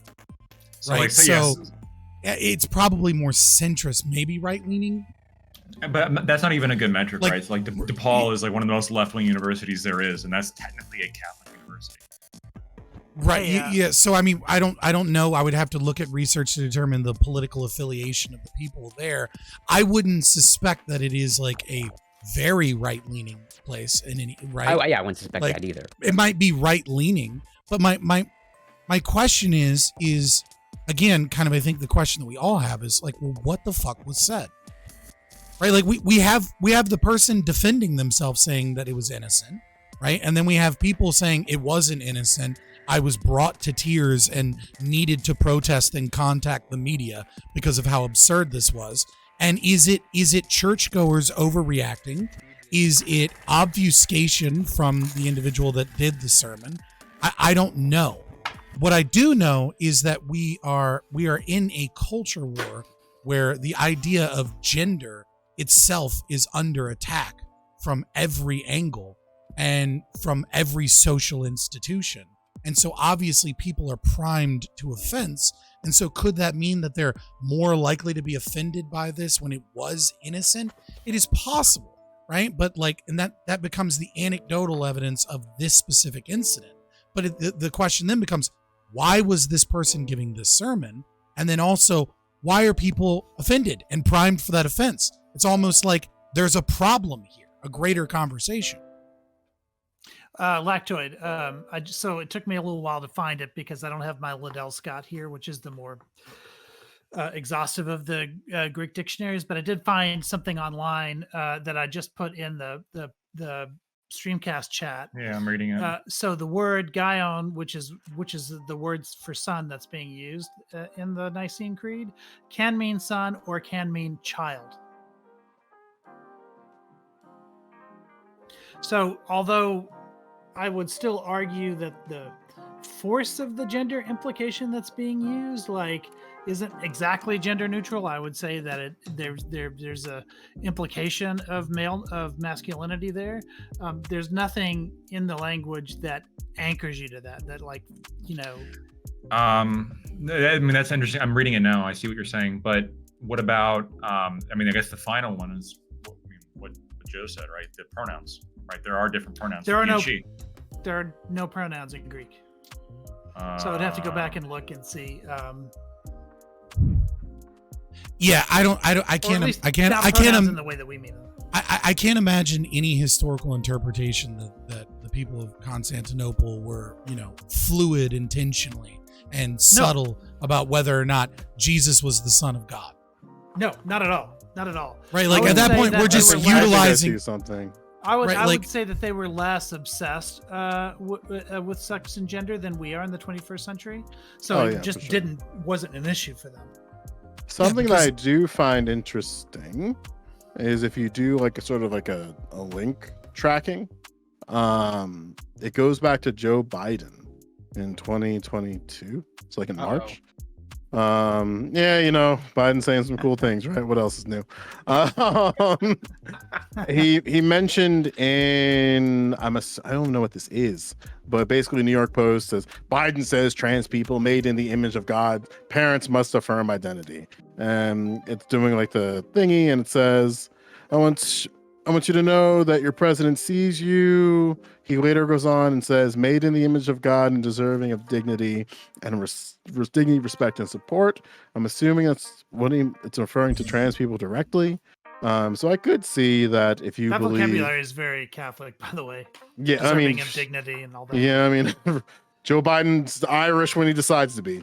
Yeah, sure, yeah. That's a whole other conversation about Irish. So here's another question. Has Jesus Christ ever claimed to be trans or non-binary?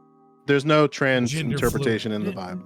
Yeah, there's nothing in the Bible about concept trans. didn't exist. So if he never identified that way, then he never self-identified in any way other than the Son of God. So if we can ascribe transgenderism to someone that never self-identified, then it destroys, at least from that religious point of view, the very idea that self-identification is a component of one's gender identity, which is an impossibility. Never identified that was as some God. jujitsu. That was something that was put on him after his death as well.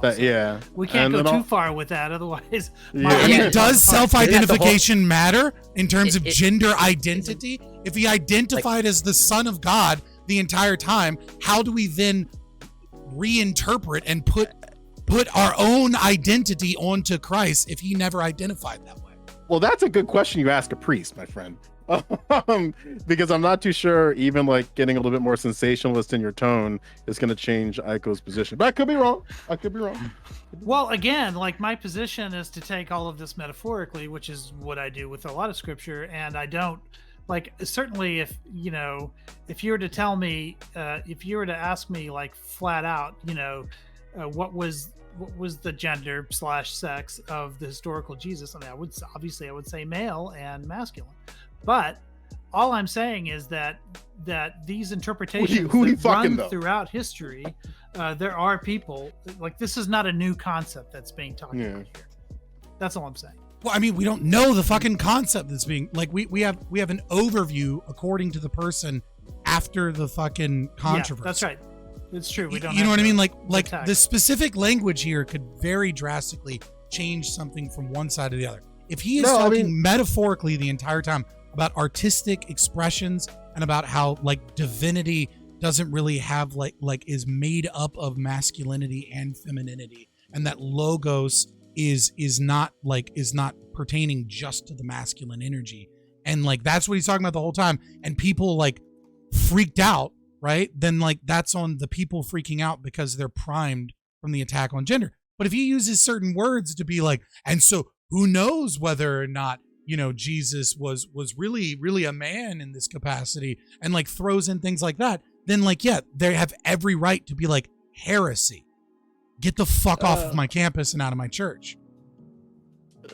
Nah, but we can move on. Well, yeah. So I just want to maybe learn something from Aiko, where it's like you mentioned that Jesus. I'm not a religious scholar or by any means, but yeah, you mentioned that Jesus never identified as the Son of God. Is that like correct? No. He identified as the Son of God. He never identified as God. That was yeah. So given that we're all children of God, right? So it was unclear at the time when he said Jesus is often sort of avoiding such a claim, and nobody knows why, but some people think that he was he's a modest guy.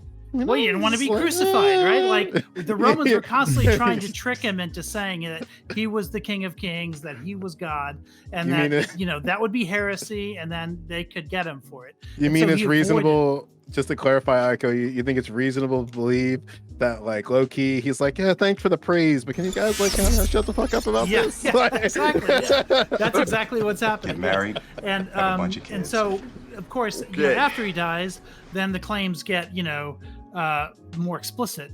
But at the time, he's kind of avoiding it. So he'll say, "Oh, well, I'm the Son of God," but of course, anybody can be the right. I mean, child of God. Unless like you don't believe the Gospel of Thomas is heresy. I mean, like especially like, and like then there's also like the appearances. That was after the crucifixion. Yeah. But then like it's afterwards. Well, they're all after the crucifixion. it's imposed that Jesus is also God and whatever the Holy Spirit, and that's where you get like the Trinity, right? Is it? Well, Jesus is an extension of God. It's not that Jesus is God. You know what I'm saying? No, well, I never really understood. A lot of people would take a lot of issue with that statement. Yeah. Like, Jesus is fully God, and God is fully the Holy Spirit. They're all Jesus. That's why I said Jesus is an extension of God. So if Jesus, he is God. He is. No. Let's get into it. That's a totally different conversation that would like basically like depending on the theology. Should have gotten like an actual person that likes to debate religion. Somebody like Posh or something. Or Eucharist. Eucharist would have been great for this. Yeah, I did, but he's busy. I don't know who Posh is. And also, like priests and people who study religion are busy, doing priest and religion shit. Yeah, but it's not like important stuff though. But like, so it's almost Christmas. They're busy, okay? Yeah, fair enough. I'll give you that. It's a money making opportunity for us. Well, it's actually Easter. Easter's the big bucks. Christmas is where you get all the normies. Easter is where we get the long haulers. The real donations are. I'll take that. So this idea being like male or female, that's the thing I wanted to talk about. I wanted to respond to Scott. Scott, you had called this an evil exercise. Are you still on that? Do you still, after this conversation so far, do you still believe that like putting this out there was evil, or have you? Via balance of probabilities, I still think it's evil, yes. Okay, right. Am I open to the potential that this was like an innocent sermon in isolation? Yeah, of course. But I'm going in fucking hard because why the fuck is this person having this conversation now? Why are they doing it here? And if it is my opinion that this person is not engaged in like in a sermon to discuss art and metaphorically talk about these things, I think people were offended, rightly so, because I think this person is coming out to subvert religion. Sure. So you're saying that like if it was indeed intended to be provocative, then it is evil. Okay. And specifically it's evil because it undermines, I think you said previously, the ethics or morals of this foundational religion. Is that correct? If it's intentional, right? Then the design of the subversion is queer theory, critical gender theory, right? And that in and of itself is evil. If it's not intended to be subversive and it's just some academic talking about artwork and metaphorically talking about, the different representations of masculine, divinity being both masculine and feminine, right? And people are just in an uproar about something that they didn't understand, then it's an isolated incident. But it still speaks to the larger conversation of why people are upset. I don't want to talk about whether gender theory is evil or not. But I know doing that in which way. Of course, thanks. It's Twitch. I get it. Look, you don't you're careful about trans issues on Twitch, and you're careful about COVID on YouTube. We get it. No, that's not why. Because I think this is an annoying ass conversation. I'll talk about it. Thank you. It's annoying. I don't. It's an extremely annoying conversation. No. Okay. So, I don't see how this could be evil, right? Even if this is indeed provocative, right? If it's like worst case scenario, whatever exactly that is in your mind, right? Mm-hmm. Worst case scenario, I don't think you could ever describe this as fucking evil. I think that I don't give any doctrine any special protection, right? Not my doctrine, not the doctrine of like America, like the Constitution and like the beliefs attached thereof, right? And certainly not Christianity. Like there's no doctrine or that is above that sort of critical examination and reinterpretation. There is no religion above Prime shitting on it. Exactly. There's no religion. Exactly. Can I ask though? I'm an atheist. And let me finish up. I'd love to hear from you and Scott. Excuse me. So yeah, so this is why I can't think of that, and especially since one, I think this is less undermining the ethics and morals and more like the lore. And you know, The lore. changes all the time. You watch too much goddamn anime. I do. It's exactly how Scott. That's literally exactly how I interpreted all of this. Let's do the lens of anime. 100% how I did Christian that. lore. Exactly. I related to One Piece when I was reading this. So The art stabbing wound is just the plot for Christians. But yeah, so I think that it would be healthier for Christianity, right, as a whole, to be reinterpreted to at least to a certain extent, right? But people do this, like we have these again. Christian researchers. I'll do that for my man Corey. Thank you so much. Why do we have to put the quotation marks? And they're doing these they do these deep dives into the Bible, and they find new connections, right? If it was a connection, right, some sort of a deeper connection that is outside of this larger debate of trans, you know, whatever, then we wouldn't say anything about it. Like, oh, look at this interesting discovery, right? And maybe this is something to talk about. I don't think you would apply this as being evil if not for the gender ideology thing. So you can respond to that, and then I also want to hear from Lacto.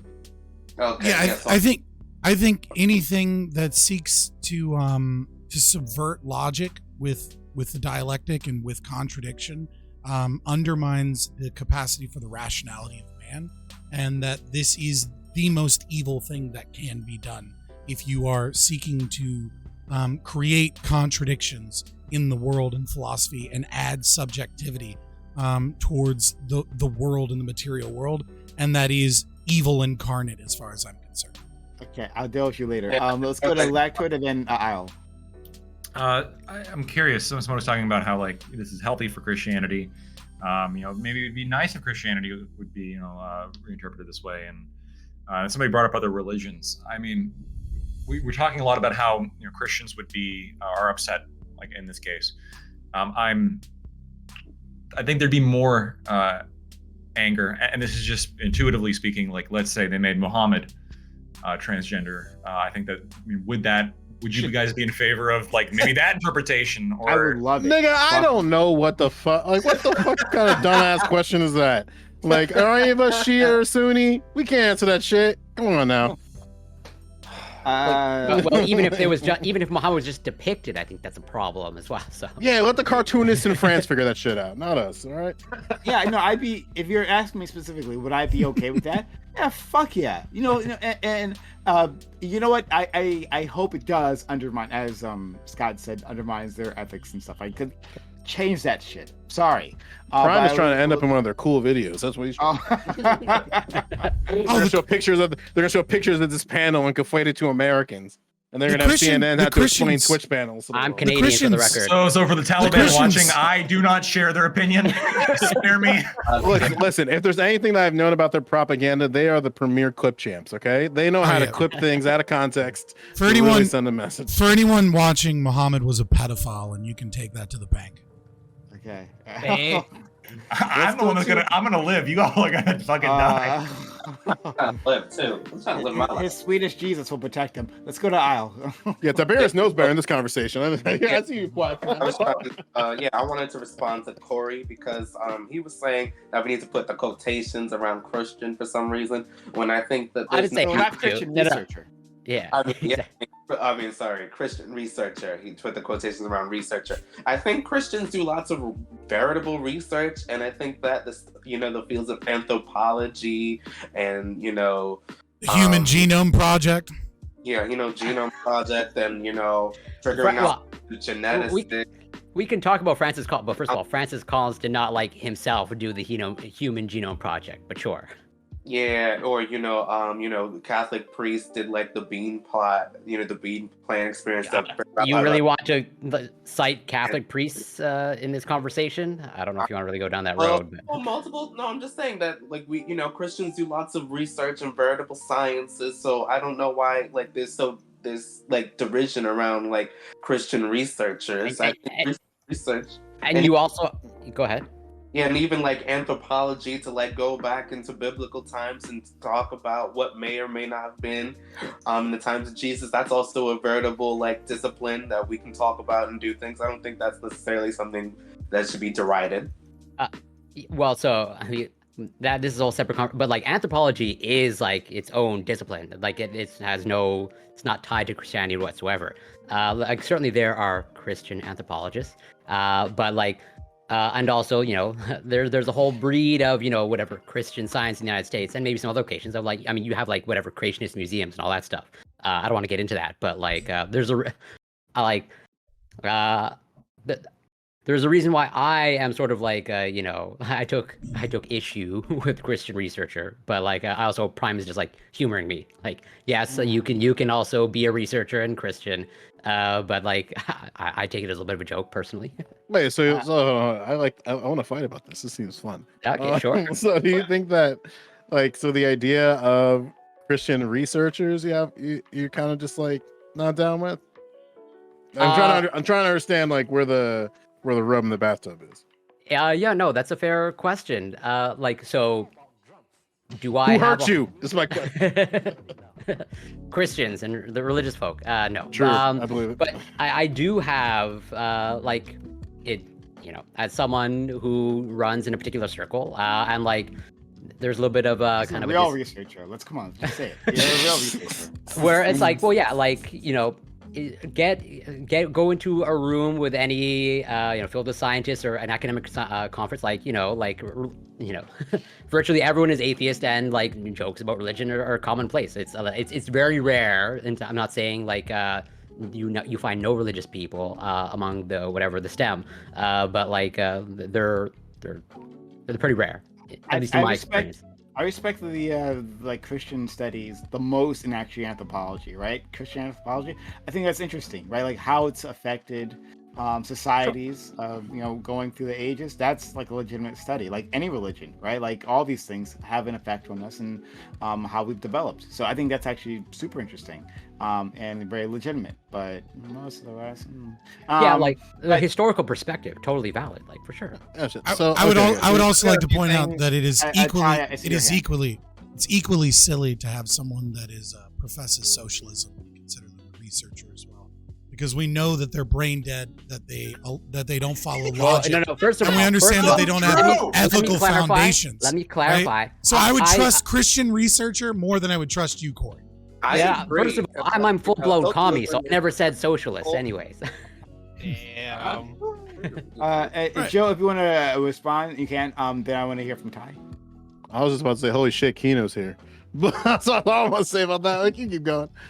Okay. All right. So, three things. The first one is, Joe, I will absolutely step on some toes here. Islam can go screw itself because it got rid of the best things about its own religion 1,000 years ago. No. Keep going. The second thing is, wait, what are those best things they got rid of?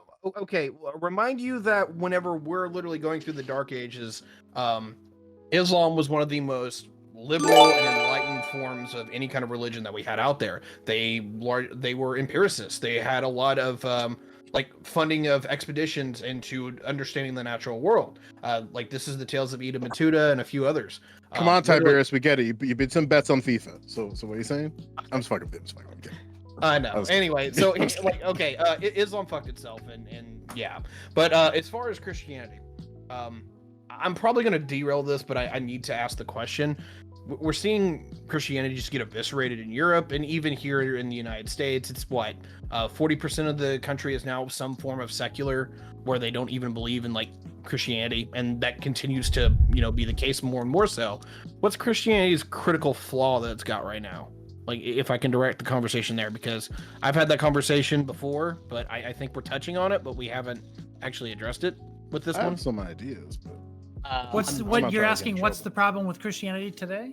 Yeah, I think well, fundamental, and also I think it's issue, or at least I think basically its effect on or the discrimination towards the LGBT community. I think that's why you see like this huge disconnect where like the younger demographic, the younger generations, they are largely identifying more and more as less religious, and like Yeah, and they tend to be also more pro LGBTQ, like, rights as they should be. Leave it to a leftist to describe the fall of religion to be based in politics and not culture or philosophy. You're atheist. What are you talking about? And science as that's well. culture too, right? That's primarily a cultural issue. Whether or not people are not leaving Christianity in droves because of like LGBT legal issues. That's I'm not saying that's the only thing. It's because they want to sin, right? Ultimately, that's what it comes down to. Yeah, hell, if they just want to fuck. Yeah, secularism. And that bread is not good, all right? And you try to dip it in that juice, and it's like, it doesn't do any good then. If they kicked up the bread a little bit, you could probably get a kick few up more the people. bread, kick up the juice. Well, I disagree with Corey on that as well, but mainly because I think that the group of people who are leaving the church are not. They would leave regardless, I think. Sure. Because they don't find the concept of God to be like logical, whereas the group of people who are conservatives who are in the church, like they believe in more fundamental ways, and if the church starts moving to the left, that's gonna pull them away. But if it starts moving back towards them, then they'll return to the church. I don't think there's anything that's going to convince the left to come back to the church. I've spoken to too many people on the left, and if they're not, already like struggling to stay in the church, through deep readings of the gospel or whatever their reasonings might be. If they're already gone, there's no getting them back. It applies the other way too, right? Universalism, right? They form their own churches, which are like ridiculously tolerant. And then they fall apart. Yeah, to piggy on something that Aiko said, I don't know how much time we have on this, but I know like even within like my ministry, like I'm the youngest motherfucker there. I'm also the only nigga there, but we'll get to that on a different topic on a different day. But it was very interesting to see how like the only reason why I even stayed remotely close to like faith in any capacity is like the relationship with my family and how my family taught like not only taught religion but like had a just like settled practices of religion. Like we went to church. That was just the thing that we did. And I was a bit separated from it because I was in the music ministry. But even like my sort of separation from that, it was very incredible to see that like just it's old, especially Roman Catholicism. It's the old guard. And they tried to do different types of outreach and different types of like communal, like bringing people together. But then there's like so many things that the old guard, I'm saying like just the old guard of Roman Catholics in my own ministry, like just pushed back against. Like we had like the only reason why a lot of people stayed within my community was that the church had events that were church related, but had different types of social aspects to it, like dances, social stuff of that nature. But then once we switched priests and they stopped doing that for the span of 8 years, and the dude was an asshole, and then it just basically killed the entire culture of like the youth ministry. And now the youth ministry is like hanging on by a handful of parents and their kids. But even then, like their kids are like, I don't know if I want to do this. So the outreach is definitely an issue. I've got three things here. First and foremost is that when it comes to me personally, is that the thing that kills religion for me right now is the literalism. It's like I get the morals, I get the philosophy, but it's just like you are way out of your depth whenever you're trying to explain how the natural order works. The God of the Gaps is fine, but they keep getting their ass kicked where they're like, hey, God does that. And then it's just like, no, it's static electricity in combination with X, Y, and Z. Like it really defangs religion because they try to assign like value to the natural world that they are not equipped to deal with. Look, when I was younger, when I was a kid, I was a Baptist. I can't tell you how many times the conversations I had were how you can fit that many animals angels on the head of a pen. Well, I was thinking about animals on the boat, like okay. All the stupid logic like practical games questions you have to play. If that one guy did the math, right? You could fit it. Right. Yeah. Second question, or second point. What's his name? The guy who runs the museum. Right. Second point for me. That is really interesting because depending on where you are, this is not the case, but depending on where you are, it's absolutely the case. The Christian community has gotten hyper fucking toxic. There are communities that are absolutely, Westboro. that make us all go, I don't want to touch those motherfuckers. Those people are crazy. Stay the hell away from me. And unfortunately, a lot of Catholics around my particular area give Christianity a really bad name because they tend to be the true epitome of what we would call a religious hypocrite. Person who's like, I go to church, and they lord it over you, and they think that you're a bad person and that they are good people. But the final thing that I have is that I'm losing my train of thought here. I apologize. I should have wrote it down. I was trying to write it down, but I didn't get a chance. Joe Lewis fucked me up. I blame Joe Lewis. I want, and maybe it'll help you out. I want to actually engage with Scott, because Scott, you talked about, and I don't want to screw up your words. The last thing you said to me, you were talking about like how religions shouldn't shift. Like, if you could. What do you mean when I say that religion shouldn't shift?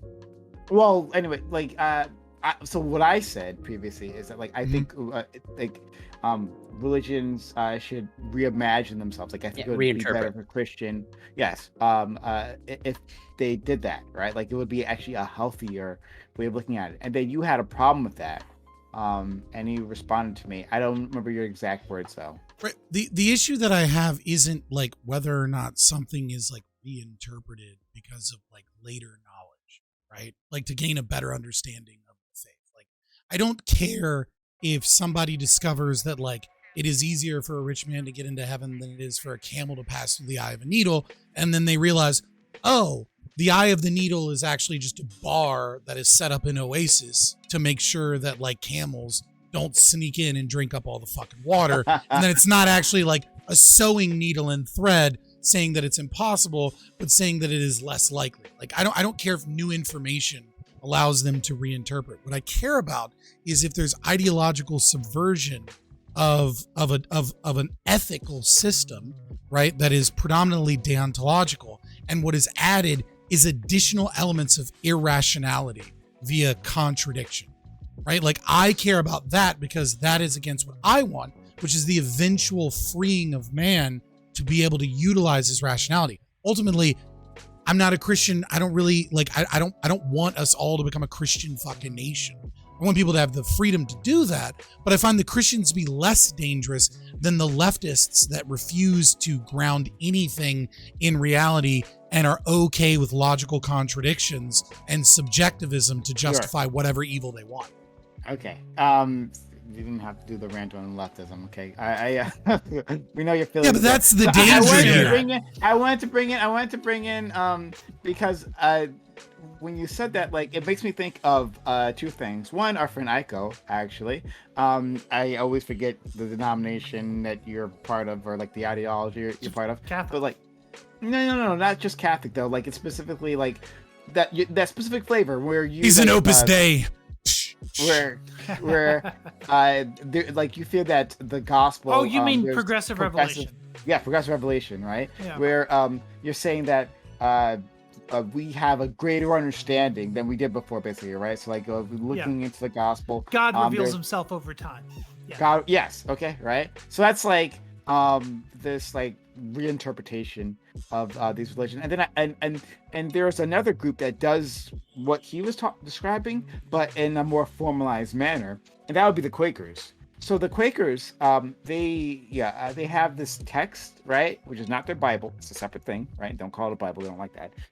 But it's like it's like a communal work, right? Where like different Quakers, like different individuals, like just submit ideas about like the religion itself and like how it relates to like the world around them, right? Like, and they release like different editions of this, right? They just like keep updating this thing, and like it has helped them like shift and change with the times. Like whatever it is, whatever like social movement you're talking about, like Quakers had done it like a decade ago. They had already like thought about it, worked it out between themselves, and like moved the ball forward, right? This is why like the Quakers like banned slavery immediately, right? Like when they had control, like within certain states, right? Because they'd already figured out, yeah, this is terrible. Everyone else took decades, centuries to catch up with them.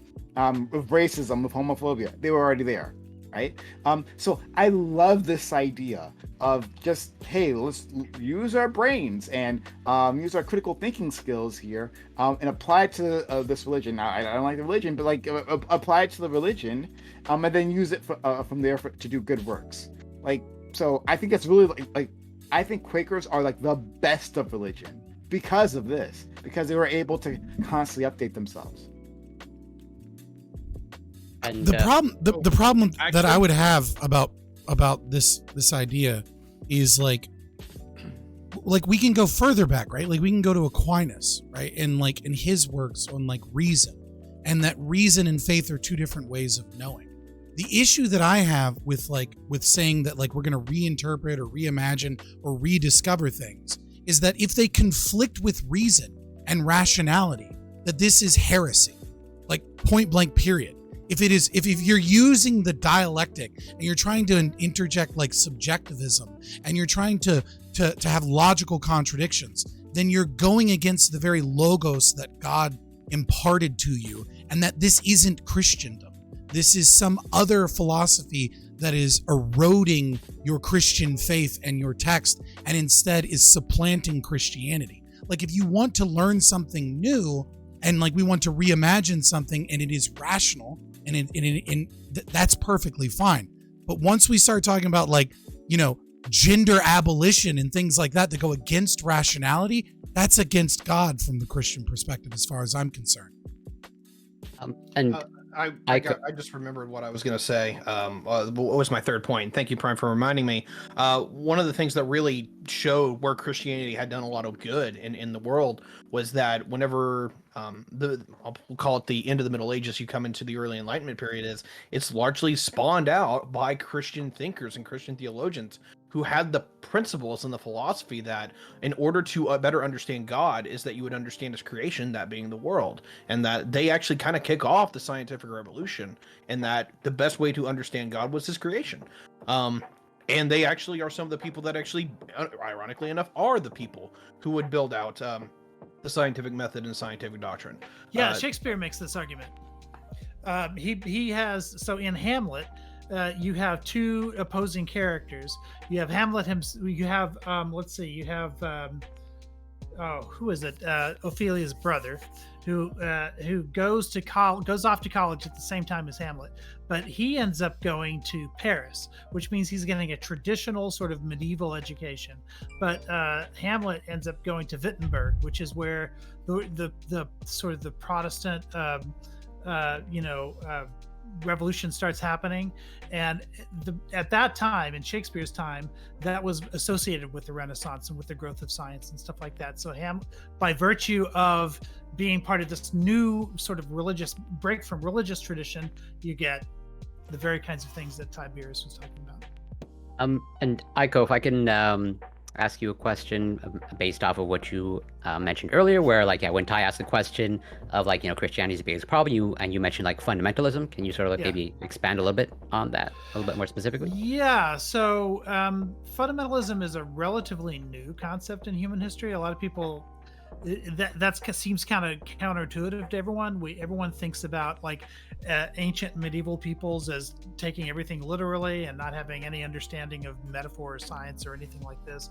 And in fact, that's really not the case. Like metaphor was sort of more deeply understood, and there are a lot of different areas that we could go into to prove that. But what happened is around the 19th century, there arose something called higher criticism, which is scientific thinking applied to the Bible, where they started saying, okay, like that's when they finally figured out that it was actually 4 different strands of tradition that contributed to Genesis, and that those strands were sort of like knitted together into a single book, which is why you get so much repetition in Genesis, because they're combining, like cutting and pasting different books together, things like that. That was called higher criticism. And the response to higher criticism was something called the fundamentals. And it's in storage right now, but I've got a 5-volume set of the fundamentals, which was a group of like tracts written specifically against higher criticism. And that's when all of a sudden there was this push, specifically in North America in the late 19th century, early 20th century, to start interpreting everything. And the word fundamental then became fundamentalism. And that was everyone just saying, nope, the book was written like perfectly from beginning to end. It's one seamless. They wanted to make it seem as if it was more like the Quran, where it was just one person who wrote a single thing, and it's not. And so this idea that we can't look at metaphor anymore, that we take everything literally, that we start talking about how there were literally 2 of every animal on this boat, and there was a global flood, and all of these things. People weren't really making those kinds of claims, or at least there wasn't any pushback like that until relatively recently when fundamentalism arose. And I think that's where Christianity sort of goes off on its own. That and prosperity gospel, which was equally damaging. Okay. I love to shill for this book. I'm just going to shill for it one more time. Robert Bellah, he is a sociologist of religion. Well, he died before he finished volume 2, but Religion and Human Evolution, right? It is an amazing piece of literature. I think every atheist that says the silly, stupid shit that they do about religion should read this fucking book, because it is from an atheist perspective and actually understanding like religion without just simply calling everything that is religion fundamentalism, because that is the mistake that, no offense, but this is the mistake that people like Corey do in terms of like interpreting religion, is they try and imagine it through the fundamentalists' perspective instead of a more evolutionary perspective of like how religion came to be and what it meant at the time. Yeah, Primus said something to me because I also argue that atheists, at least some of the more political atheists and fundamentalists, have one thing in common, and that is they both interpret the Bible in a fundamentalist way. And, Absolutely. And Prime has always responded to me, yeah, that's what makes fundamentalists more based than people like me. Because I think in Prime's eyes, I'm sort of like fudging things to get around these problems by just like reinterpreting everything as metaphor. Well, I think it's convenient at the very least that like yeah, I understand. Hey, thank you for the sub ice cream. Thank you so much. I think but I think it's convenient because like I present a problem and it's like, oh no, they didn't really feel that way. I mean, like it says in the text, this is what it is, right? But like I interpret it this way. It's a metaphor, and I will interpret that metaphor how I please. And it turns out everything's great. That's not the argument. The argument really about it is, I think a better way to put it is that before the discovery of the scientific method, right? Things were functionalist in the way that they were stated in terms of true, right? Like an arrow flies straight and true if it hits its target, not necessarily that we're talking about material reality fact. And so when the Bible it's not really metaphorical, and it's also not really always fundamentalist true in a scientific stance. It's, I would say, at least from my perspective, is that it is making claims about the nature of reality, and it uses metaphor and story and embellishment and sometimes fundamentalism all together to talk about the nature of reality and to make arguments about time in cycles in terms of whether or not the covenant is being fulfilled based upon what people are doing in reality as to whether or not the covenant is being fulfilled. That is what I would say. So it's not the metaphor, but it's also not the literal interpretation either. It's something that actually sits in between those two places. That is a way that humans don't think anymore. So to that point, like I have no problem acknowledging that like religion had utility in the past, and certainly for many, if not the vast majority, has utility today. But I would say that's not an argument of like to continue to like, utilizing it. Where like certainly something can be useful, very useful and powerful in the past, but that doesn't mean you have to like continue using that in perpetuity. Where I think we have decent enough substitutes or things even better than religion. Like scientism and communism.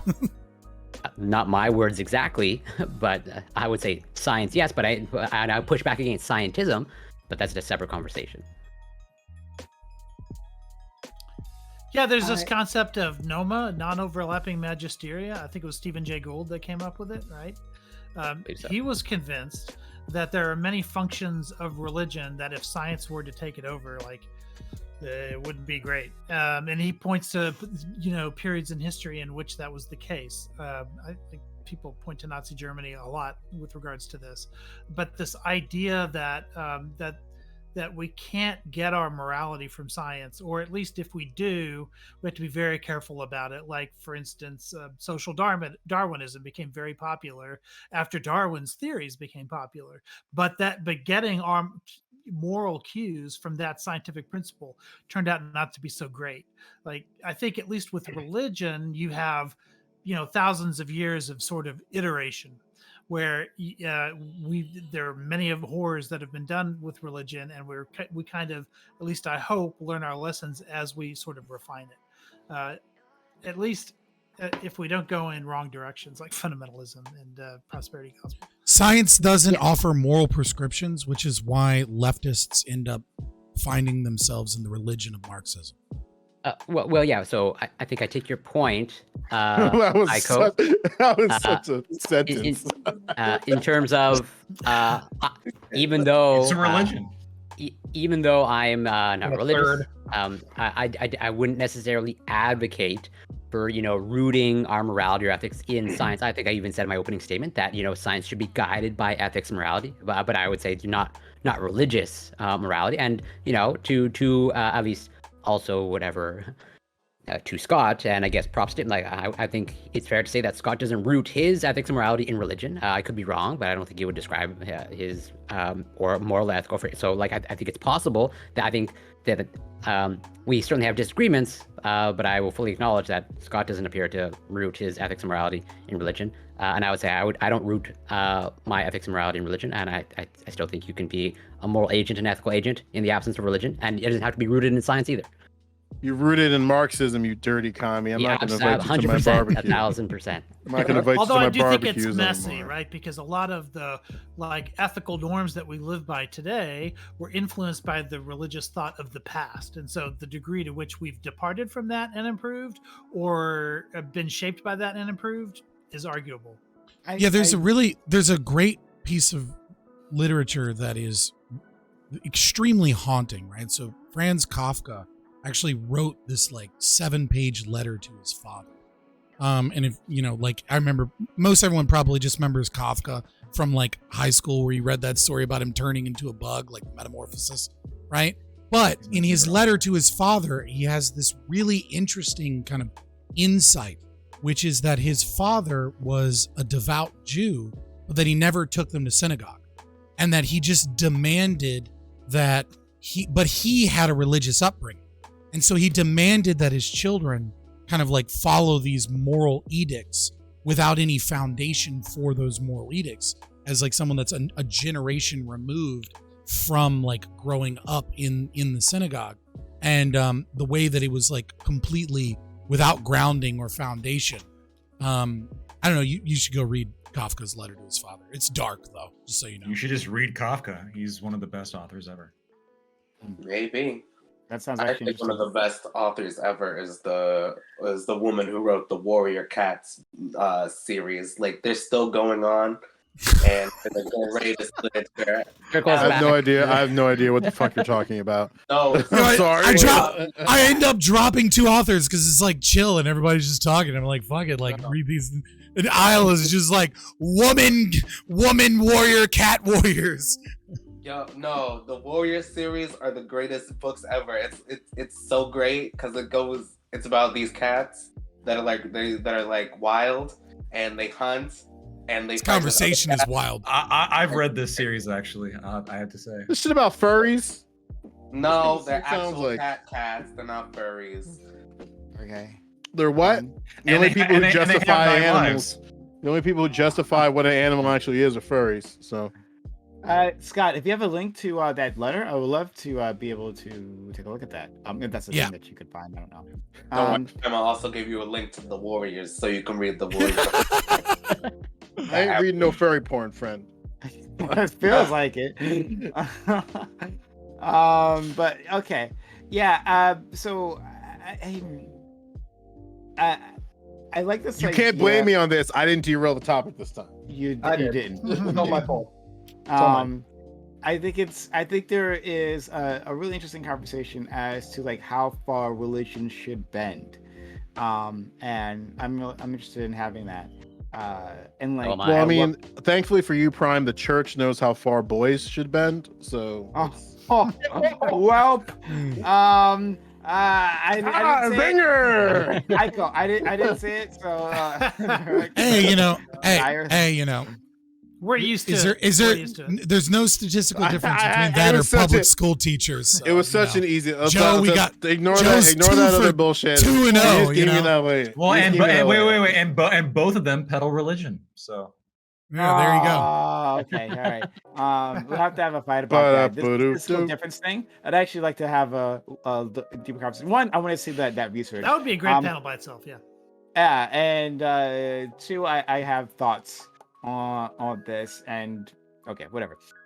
So we'll just move on here. This is a good time. And hey everyone, we are going to continue on to our open walk on panel right after this. So the content isn't over. I'm going to give an outro to all these great individuals, but we will still have more content, and maybe we can have that conversation about like how far religion can bend. You have to In any pee case, so if you've bad. enjoyed anything that you've seen so far, and you're new here, hit that follow button. Hit that follow button right now. Make sure notifications on so you know we're going live just all the time. That's for social and chat for social media because we got a lot of it. We got Twitter where we tweet. Discord will have everything, including our walk on panel. Will be The content is not over yet, Be a part of boys. that community, that conversation. TikTok, and then YouTube. Like, comment, and subscribe at our YouTube channel for more of that. Okay, and for anything you've missed, right? That's where you'll find the VODs. All right, so I'm gonna give an outro, but remember, the content does not end. We will start. Lactoid. Thanks for you continuously. I feel like you continuously surprise me, right? You'll say things like I will not like quite see it coming. I don't have you completely figured out. I got Scott completely figured out. Not you yet.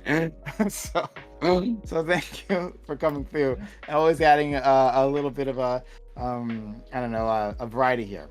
yeah, I'm trying to keep you on your toes. It's the best way to build the mental muscle.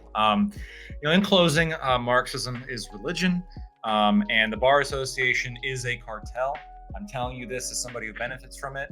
The sovereign citizens are right. We control you through your birth certificate. You are traveling, not driving. Make sure to tell the judge that it will work. If you like what Maritime law. if you like what I had to say, you can find me at Anti-Communism United on Discord and Twitch, or Anti-Com United on Twitter. Thanks. All right. In fact, I think I want to make that a topic. About institutions that are that acts as like a clearinghouse for individuals, licensing institutions, right? And whether that should be a thing, and should we have like basically a singular one? So I'm gonna write that down, and maybe we can have that next week. Wait, institutions that what? That do like licensing. Right, that's for lawyers, like bar associations, medical boards, stuff like that. Okay. Yeah. Let's go to our friend Scott. Scott, it was really chill, right? Like, I mean, the condescension never stops with you, but at the very least, I feel like we can kick back and relax. I like that a lot. So thanks so much, buddy. Yeah, so I am Scott from Fabian Liberty. Fabian Liberty pretty much everywhere. I will agree with Lactoid and also, of course, add the American Medical Association. That is a cartel supported by the government that destroyed our healthcare system instead of the Lodge healthcare system. I also love that Prime Kais believes that he has me figured out. And that's, he's close. And that's probably because I'm the only logically consistent person here. So it's easy to figure out what my arguments will be because I'm always logically consistent, unlike all these subjectivist lefties that just shift with the wind. If you want to find more libertarian content, check me out, Fabian Liberty everywhere. Actually, I think that's actually a fair point. Like, you are actually, I think it's actually fair. That he's really the most consistent person. He doesn't change, right? Like, I constantly implies everything through that one lens, and yeah, almost religious like. Almost religious like. Religious type beat. But all right, that's actually fair. All right, well, thank you, Scott. And let's move on to Ty. Ty, thanks for stopping by, for being a part of all this. Tell what about you? Yeah, this one was interesting. I'm sorry I didn't speak as I can much still as I hear, usually boys. like to. However, this conversation did not go anywhere where I thought it was going to go. I thought the first topic we'd be like talking about like, you know, should these these NCAA players like actually enjoy their ability to have these contracts or not? And apparently we got into like minor subcontract law. I was not equipped for that conversation. I'm sorry, y'all fucked it up for me. I blame Lactoid. Let's just be honest. And then the second topic was like religious doctrine, which I thought we kind of like get into the weeds a little bit of like, hey, you know, maybe this needs to change in religion, but not, oh, well, you know, scripture from 300 AD actually was what matters here. So my final notes are this: Marxism is religion, so is wokeism. I'm interested to see if these new religions actually moderate out and become mainstream or not, or if they just fucking crash and burn. But it is largely replacing the religious void that the left does not have in their lives, and you know, if that actually fulfills your soulful needs, then you know, good luck. It's not looking too good for y'all right now, but you know, whatever. And then if you're interested in anything I have to say, Tiberius D on Twitch, TikTok, and YouTube. Appreciate for having me. TikTok. Yeah. What do you support the Chinese? Yes, I sold out to the Chinese. Chinese malware. Don't download it. Oh, damn. Sold out to the Chinese. The masses are fat on TikTok though, so I get it. I get it. Thank you The so mass much. is fat. Okay. What the fuck? I don't think so. I just- Oh God. I mean, he's thank y'all for Catholic. stopping by and being a part of all this. I'll a little about He's that. in public school and he's Catholic, so I mean, you had to put a little pedophilia in there. Thank Right? you. So, you know, I really enjoyed myself. Thank you, as always. Thank you for inviting me today, Prime. The PCNF community is alive. It's children and well. on fucking TikTok. You know, for my closing statements, I think that, you know, talking about the femininity and the masculinity and the face of the divine is a perfectly appropriate subject matter to talk about on a college campus. I mean, where else would you have it? I think, you know, it would have been better as a lecture than a sermon. Maybe that's probably why people were crying, because they weren't probably primed to engage intellectually with the material instead of like religiously. With the NAA. I hate when people like summarize their fucking NCAA. points I've seen on their outro. yeah, Like, there we go. I'm about to call it the NAA. just make a joke and get but out. That's totally wrong. Some say it's the same. I'm glad people involved. Indeed. Oh, that's crazy. don't make me hear your fucking Okay, brain dead so, takes. Yeah, I think again. that the athletes should enjoy the opportunity to have the fruits of their labors for the first time, but they need to be careful because we don't want them to be exploited and swindled out of their hard-earned money. They should probably, if possible, get some lawyers or someone who knows what they're doing. Maybe some upperclassmen who know how to work contracts to see what deals they're going to be getting, and hopefully they can navigate themselves into having a really great career playing. So I think those are some takeaways that Chad, I have I'm on to say. fucking Twitter right now, right? I'm just like looking at the Twitter Aiko, instead of listening to these thank arguments you for again. adding all that like context for especially the religion talk, right? Like you really did enrich this discussion, No, and I appreciate you for being here and doing that. Yeah, there was one thing I did want to get into, but I didn't want to derail the conversation. But after I heard Lactoid talk about Black Jesus, it was kind of funny that, and you brought it up a little bit, Prime, because he talked about Black Jesus, and then you kind of retorted with, okay, white Jesus, right? Because neither one of those would be historically accurate. But it's interesting to see which of those two gets complained about by which people. Because it seems to me that like making Jesus like in one's own image is a 2,000-year-old like thing. Like it's just, we do make Jesus like part of us. And my It's thinking not on what fucking that Imago sermon Dei is about. was that he was trying to make Jesus relevant to a group of people that maybe wasn't perceived as relevant to. And so maybe he did it inartfully, but like I said, he was pulling from an ancient tradition, ancient and medieval tradition there with some of his things that he was claiming. And I think that in many ways, I think we're just not used to seeing it this way, but in many ways, we like to see Jesus as ourselves. Thank you so much. And we can have a further conversation if you want to jump in the open panel. I'd love to hear more about that. And then start us. I was gonna raid you. Black Toad wants to say for White Jesus. No, I can't raid you, Stardust. Well, I mean, he came back already. Like it's Kyle Rittenhouse. We know he's white. Yeah, oh, How dare you? How dare you raid me when I wanted to raid you? Let's. Well, actually, the person who brought up, who thought being Jesus being black was ridiculous. That was Kyle. Al is the one who said that. Oh, it was Al that said that. Oh, I'm sorry. Wait, I also said it. Oh, okay, yeah. Black Jesus gets a lot of, poor guy. Oh, yeah. Jesus was just not as much as Black Santa. Hold on, has anyone seen American Gods? Because in American Gods, there are, they have all these different gods are real on Earth is the concept. And they went through several seasons, like you meeting all these different gods from different pantheons. They finally made it to Jesus, and there's like 30 Jesuses at this wedding that they're at. So because there's one Jesus for every iteration of Jesus, like in people's belief, according to there is a legitimate place near the Wailing Wall that is a mental institution that specializes in dealing with people with Messiah complex. And never in my entire life have I wanted a reality TV show more than following the psych ward of like 50 people that believe. I know it's unethical, but I'm just being honest. Of like 50 different people being is that any worse than my 600-pound life? I mean, really? I am the return of God. It's like, no, I'm the return of God. Like arguing at the cafeteria. I want this so bad. I know that you cannot make this show, but please, someone just do this for me. No, I am the real Napoleon. I would be willing to pitch this to a network with you. Okay, all right. It's got to be something in like Germany or somebody really willing to take risks. Let's go.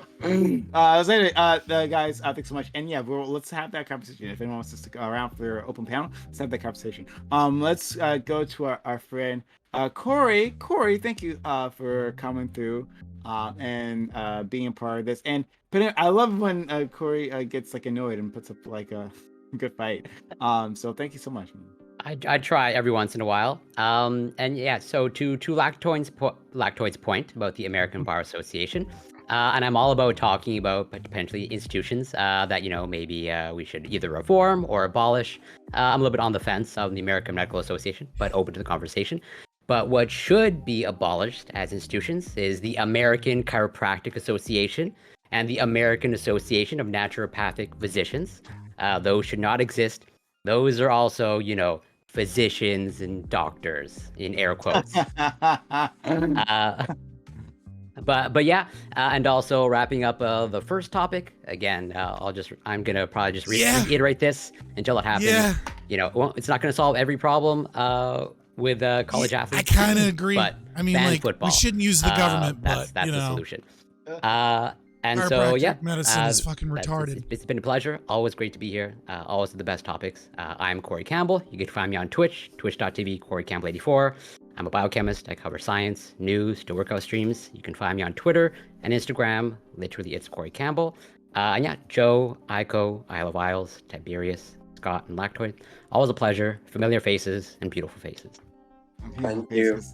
Hey, Corey, have you ever debated homozygote? I'm just curious. I've been curious. Well, I don't think what would we debate about, since I think we almost perfectly overlap. There's got to be science controversies. Let's go. I'd be open to it. Let's go and finally, because I've held you guys up here long enough, our friend Joe Lewis. Thank you, Joe Lewis. Right, Joe Lewis, you always add so many extra dimensions to these conversations, right? As soon as you came in, right? You just came in last second before the second topic, and you dropped some really interesting perspectives, right? And I always appreciate that. That's where you at your finest. So thank you, Joe, for doing that. I try to be a shitter from time to time. Yeah, no, I wish I was there for the first topic because there's a player in Texas. His name's Octavian, and like they're kind of just giving him the runaround on his Whataburger deal. And I was hoping like I'd be able to go on the first topic and talk about that, because basically what's happening is he has like his giant Whataburger deal, and he's basically untouchable because he runs a 4-2. And just I don't know. I was hoping we'd have a conversation we can talk about about that. an open panel if you want to stick around there. Maybe. I will do. Here's what I want to talk about. All right. So like, and maybe it's gonna be an open, maybe it's gonna be another topic, because there's a wonderful, really cool Florida woman who's suing Kraft right now because the Velveeta shells and cheese is misleading in her eyes because it takes longer than 3.5 minutes. And apparently, according to her, the package is wrong. It's misleading. She's suing for $5 million. And I'm just saying, why the fuck didn't eat Velveeta shells my whole life? Because I want that come up. God damn it. On YouTube, sorry. There's a Lawyers are terrible. There's a short documentary of a person who only eats like Velveeta shells and cheese. Exactly. Like, well, they're not so happy, and they're not living their best life. Let's put it that way. Look, I'm sure he's doing great. I don't know, man. Like, it's like I hope, like, if she wins, like, how big is this come up gonna be? Because Lacto, would you take that case? Like, if someone's gonna pay you. Yo, I mean, yeah, of course. Her argument apparently, someone's gonna pay me. I'm just saying, her argument ridiculous. apparently is that like it's too premium. Like I read it over. It's crazy. Well, I was at How the do you banquet, prove but damages? like I don't know. I'm just saying that like she's got a point. If it doesn't take 3 minutes and 3.5 minutes, she's got a point. If it takes over 3.5 minutes, then like you can. She's talking about the prep time that you. Yeah, if you add the time that you've extra time that you've spent on that, right? This is I could have been doing something else, right? Add in your wages, right? And multiply that, and then you got damages. $5 million, I'm sure. Right? If you do the math. Yeah. I'm just saying. I hope it changes so we get that piece of history for our kids. Why does it say ready in 7.5 minutes? Because some lady in Florida sued. All right, thank you all so much. This is a lot of fun. That's why I enjoy having this group of people, right? We have a lot of fun here. Thanks so much, everyone. We are going to go into Open Walk on panel right after this. Anyone here can join us, but if not, that's okay. Thanks for spending your time, your energy, your knowledge, and your passion in my community. I know they appreciate just as much as I do. Have a good one. Bye. Always a pleasure. Later. Oh, you still around, Lactoid? It was so much fun. It was great. Let's do it again. I don't know if you're being sarcastic or not, but I thought that was pretty. I'll see you around, boys. It was all over. You just watched a clip from our Twitch channel, Fabian Liberty. If you like content like this, please like and subscribe here on YouTube, or go ahead and give us a follow on twitch.tv/Fabian Liberty.